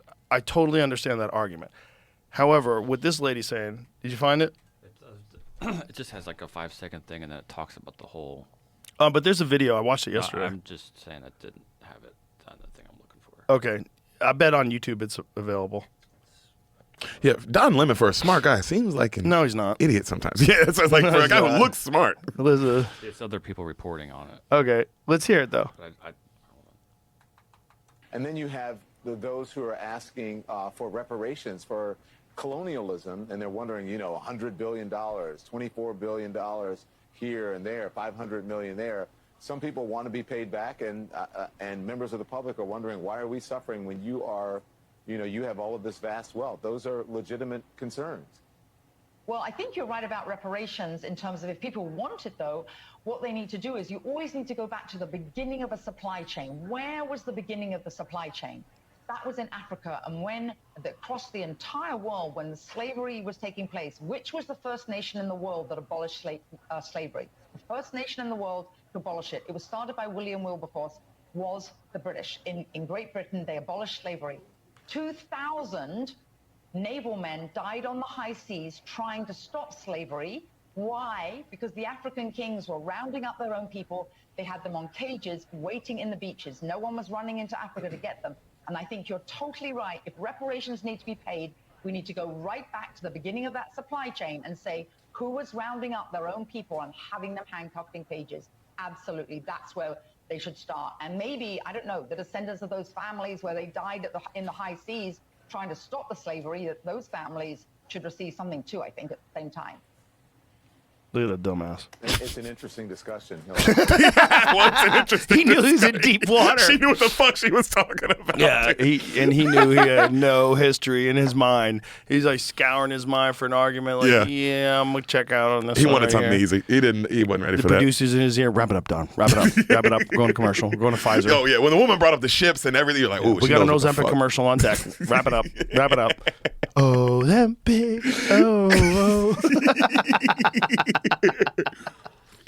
Yeah, that's the dirty thing about it. It's like people were monsters. Yeah, dude. There's Irish were slaves forever. People were indentured servants. They're brought over here. People have been monsters forever. And instead of doing that now they're picking fruit, picking lettuce. Yep.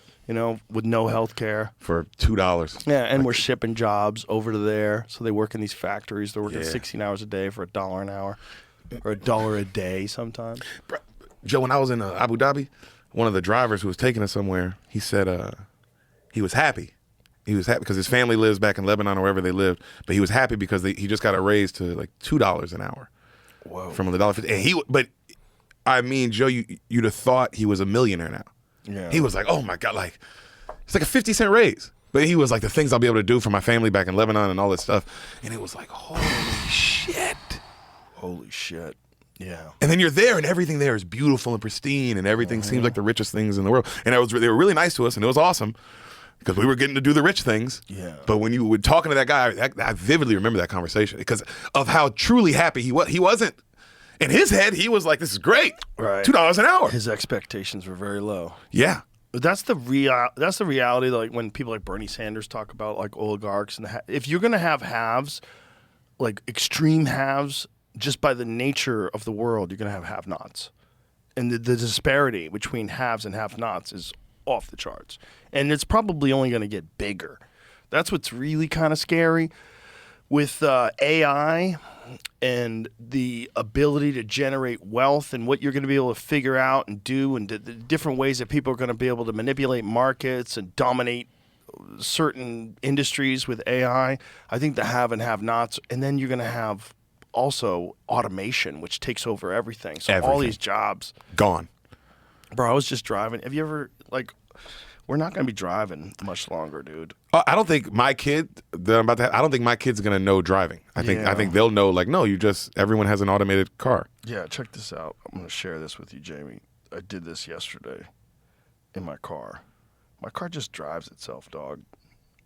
Just drives itself. If you have a Tesla, and if I put in my address, I go doot doot, I press these buttons, and it just takes off. It stops at red lights. It changes lanes. It slows down when the traffic slows down, speeds up when the traffic speeds up. You could completely check out if you wanted to. Totally check out. You could totally check. I don't do it. I keep my hand near it. I'm still freaked out. Because you've been driving your whole life. Yeah, it just feels weird, but it does it. You got the video, and it does it well too. I'm just trying to make sure I'm not showing. I got other stuff on the screen and it doesn't cover that up. So does it show things on the screen? On my screen. Oh, how dare you! Did I fuck up? No. What does it show? Like my address? No, it shows stuff that I don't want shown on the screen. Oh, I see. Okay, here it is. Check this out. This is me in the car yesterday. It's pretty fucking wild. I don't like to do it all the time, but every now and again. It's pretty wild. It changes lanes. It hits the blinkers. See, look, it sees all those cars. That screen, it's a representative of all the cars. It knows where all the cars are. Look, it's changing lanes. It hits the blinker and changes lanes to get around these trucks. It's the future. Wild. It's over. How wild is that? It shows you on the screen on the front where your dashboard is. It shows you all the cars around you, all of them. It keeps track of them. It knows how fast they're going. See that guy passed me on the left? It shows that. It's wild. He's flying by you. So it's like, it knew the speed and rate that he was going. And it knew that there was an open lane. So it hit the blinkers and it changed lanes. And it knows there's people behind me. It knows there's people to the right of me. No, it stops at red lights, dude, and then speeds up again, stops at stop signs. It sees the cars to the left and cars to the right, knows when to go. And you can just kind of check out. You just hold your hand like this. Think about your life. And have the robot drive you around. That is just going to be everywhere. Yeah. Everyone's going to be driving in these robot taxis. You're not going to own a car. Like, this is what the World Economic Forum wants. You will own nothing and you'll be happy. You'll be like that man who has $2 an hour and so happy. All your food will be free. You don't need a job. That's where the have and have-nots get sketchy. Because when automation takes over everything, don't worry, we'll give you universal basic income. And so they give universal basic income to everybody, so everybody's reliant 100% on the government now. And then there's people that own all the electric taxi companies and own all the computer factories and own all the AI companies and the semi-trucks that'll be automated. Those are the oligarchs. Those are the haves, and the haves never want to give that up. They always want more and more and more. They always want to keep winning that game. They want to stack money. They want to be the first trillionaire. They want to just keep stacking. Game of Thrones, dude. Because Yep. then it goes to your family and your family, and then all of a sudden you're like, oh, maybe our family could be president one day. Our family now can. I drink your milkshake. That's it, man. What a callback. That's exactly what it That's is. it, man. It's a natural human dominator instinct. It's a tribal dominator instinct, and it's just applied to fiat currency and Bitcoin and financial power and influence, and they want to control social media, and we're going to give everybody a vaccine, and it's nuts. You know those Waymos? This is how I know this is going to be have-nots. You know those Waymos cars, those self-driving cars? If you order one, it's still the same price as like an Uber, pretty much. So it's like, where is this money going? Right. I thought the money was going to the driver. Right. Like I thought, okay, I'm giving half the money to the company, probably half the money, or whatever, however they split it. But so now you're telling me there's no driver, but the price is the same. So you're not going to lower the price. Right. Where is this extra money going? In their pockets. Joe, that's scary. More profitable. Because they're going to do that with semi-trucks? Yeah. They're going to do it with everything. They're like, and then they're going to try to pass legislation to stop driving. You shouldn't be able to drive because their money is in driving you around. Why should you be able to drive? You're dangerous. You cause accidents. Statistically, humans cause all these accidents. You drink, humans do this. Bro, that's how they can get you. That's why they're saying, we don't need beef. Cows are destroying the environment. Cows are responsible for climate change. And what a convenient thing I have here in my plant-based meals, my plant-based burgers. You need unstoppable meat. Whatever the fuck they have. But it'll be just like Animal Farm because they'll still be eating cow. They'll be eating. The top people are going to eat cheese and the nice, fun things. Bro, they're going to be eating dodo bird burgers. They're eating Siberian tiger loin. They're having a good time carving up some rhino steaks. They're a bunch of monsters. And that's that. The whole market for rhino horns. Yeah. You know what that market is for? What? It's rich people that want to get off on the fact that they're drinking tea from an endangered species. That's what's the rhino horns. That's what they're valuable for. That's why people are killing people. They're killing people so that they can kill the rhinos, so they can cut their horns off, so they could sell them to Asia, where very wealthy people get off on the fact that they're drinking rhino horn tea, and they think it makes your dick hard. Yeah, they do think it makes your dick hard, which is hilarious. Yeah, like, you know about Viagra, bitch. Like, have you heard of Blue Chew? What are you talking about? It's so stupid. But it's like there's way better ways. You don't have to kill the rhino, but that's not the point. The point is they want to kill the rhino so that they get this forbidden thing. We're responsible for extinction here as we sip this tea. That's how dark people get. That's like the type of people that want exclusive things. That's no Squid one Games else level. can own. Oh yeah. That's that. I want to watch people. Darkness, man. That's darkness. That's real human beings will do that. They will drink rhino horn tea. That's the only market for rhino horns. They're not valuable. It's not like tusks. Like elephant tusks are made out of ivory, and ivory is very valuable, and they use it for all kinds of different things. They always used to use it for ornaments. They used to make pool balls out of ivory. And then they stopped allowing people to sell ivory, and then you could only buy like pre-ban ivory in America. But that makes sense because you're killing an animal for this one thing that's a commodity, and it's fucked up. But the rhino horn don't even make sense. Like, you're killing an animal just so you could drink the tea? That's crazy, and they're almost extinct. Crazy. Also, to kill such a majestic creature, like, wow, this is a fucking animal, dude. A crazy looking creature, man. Like, it doesn't look like it belongs in this time. It looks like it's from the dinosaur days. But I read this thing yesterday about, you ever heard the bear that's called the boss? Oh yeah, that one bear he's got like thousands of kids. Yeah, Joe, he got hit by a train. Twice. That means he got hit by the train. It was like running back, Yeah, running back, you bitch fuck ass this train. I'm gonna knock this motherfucker off the tracks this time. He got hit by a train twice. Has Yeah. all the cubs, and Yeah. apparently eats other bears sometimes just to let them remind people because he's so old that the young bears try him. So I read he eats them sometimes just to be like, I gotta let everybody know. Well, bears eat bears. That's real common. Yeah, they eat cubs. It's real dark. A friend of mine saw it. He saw my friend Jonathan up in Alberta. He saw a bear and the sow and the boar were fighting. So male's the boar, female's the sow. They were fighting because the male was trying to kill the cubs, and so the female's trying to fight him off.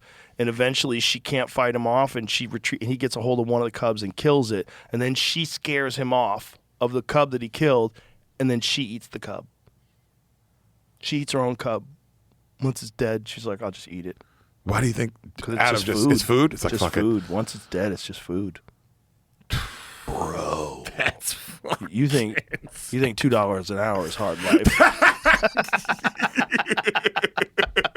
Bears are shitting on ghettos. Like, you think it's hard? You think it's Bitch, hard? I go outside every day thinking I'm gonna get eaten. Dealing with the boss bear. Yeah. Well, that's what happens also when you have. That's how nature balances out ecosystems, right? Because if there's no natural predators for bears, they have to eat themselves. Just nothing can eat a grizzly bear, so they have to eat each other. That's the only way they keep the population down. To keep it. So there's still some salmon and some other things left for everybody else. So when cubs are born, there's two things that happen. There's three things. One, the male thinks of them as food. So he wants to kill them for food. Like, they hunt them. They go into the dens. When the males come out of hibernation early, they go into dens to look for cubs to eat them. They know they do that for food. Two, they try to bring the female into estrus again. So if they can kill the cubs, then the female will want to breed so she can have more cubs. And so it'll get the female so that she'll want to breed again. And then three is competition. They look at those cubs as potential future competition. So it's all these horrible ways. It's this beautiful nature. Nature's amazing. Nature is a fucking bloodbath. Yeah, it's a bloodbath. Even the grass is screaming. They found out that grass screams now.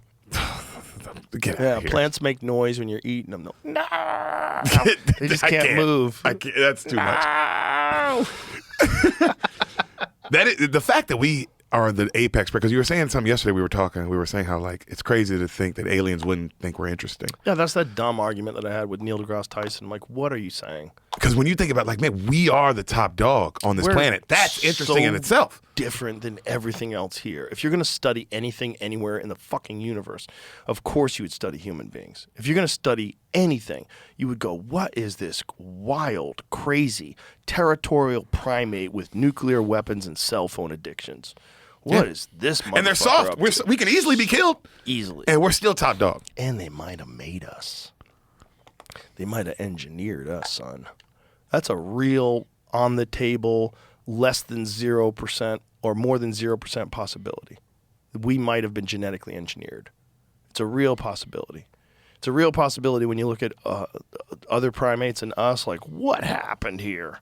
What happened here? How are our cousins still roaming around barefoot, covered in hair? Yeah. You know? Swinging from trees, eating bananas. And we are, somehow or another, flying rockets with an all-chick crew.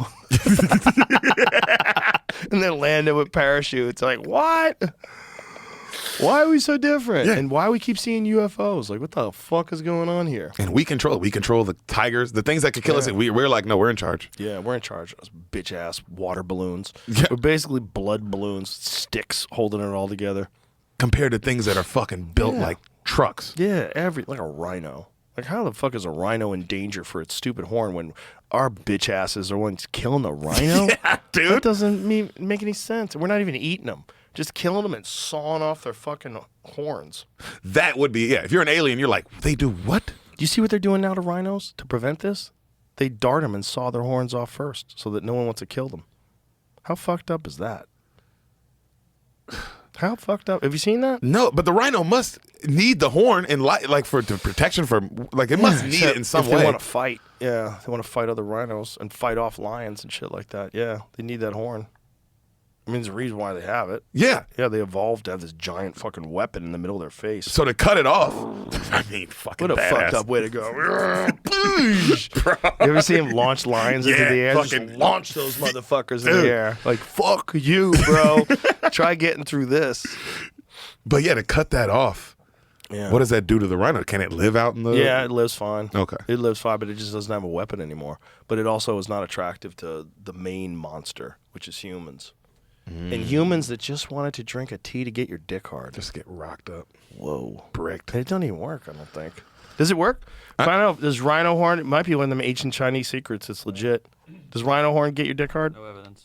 How dare you? I have a friend, you know that Ron Taylor comedian? He's like Afro. He's in the green. He's at Mothership. He told me he took it one time. He's like, man, I couldn't see anything, but my dick was fucking touching the ceiling. He took rhino horn? He took, but like the gas station. I don't know if that's Oh, really. that's not the same thing. Is that not the same That's thing? those red band pills. No. But he said he couldn't see, but man, his dick was hard. He said he could feel it. Oh, yeah. No. That's like Rhino 2000, those gas station boner pills. Yeah, those are legit. Sometimes. But I mean, you want to talk about taking a chance on your life. Like, who knows what's in there? Fuck that is. Who knows what's in there? That was another thing I was reading about, like Chinese illegal vapes. Like bootleg vapes that have entered into this country. Yeah. Like pretending to be like legitimate companies that are selling vapes, and they're just using fucking gutter oil and who knows what the fuck's inside of those things. And people are getting sick from them. Yeah. That no one gives a fuck about you, man. Not in most of the world. Most of the world is trying to get them dollars. Get them dollars and fuck the world. Oh, fuck that, man. All right, Deric, tell everybody about your special. This is what we talked this whole time. Didn't tell anybody about your special. We didn't, but my brother, first thing I ever put out, man. I'm really excited. First thing I've ever put out, dog. So I'm excited for people to see And the Don't Tell, I really appreciate them, and I feel like they're the new premium blend or Comedy Central Presents. Like back in the day, you know, that era, you know? Because I feel like Kill Tony is a mix between like late night and America's Got Talent. It's like a different thing. Yes. Whereas this is for like guys who are more my age who are like, all right, big companies really don't want them. And you can put it on YouTube yourself, but do you have the money to make something that looks nice? We'll make it for you and get you your first, so you can have your first thing out. And where can people watch it? YouTube. Just YouTube. Don't Tell Comedy. There it is. There it is. It's out, There it baby. is. Beautiful. Oh my God, I'm very happy for you, brother. I'm very happy. I've been watching you grow since you came to Austin. It's been beautiful. It's been amazing. And knowing you from the Comedy Store, you were one of the first guys to take the chance coming out here. We all just said, fuck it. Yeah, dog. Wound up together, and we were right. We were right. We were fucking so we were right, so dog. right. We're having so much fun. I mean, even Joey's gonna be here tonight. It's old school Joey's here days tonight. It's old school days. Yeah, Joey's here tonight. Very, very excited. And you know, Joey's performing here. Moon Tower's in town. Yeah. Todd Glass was there last night. That was great.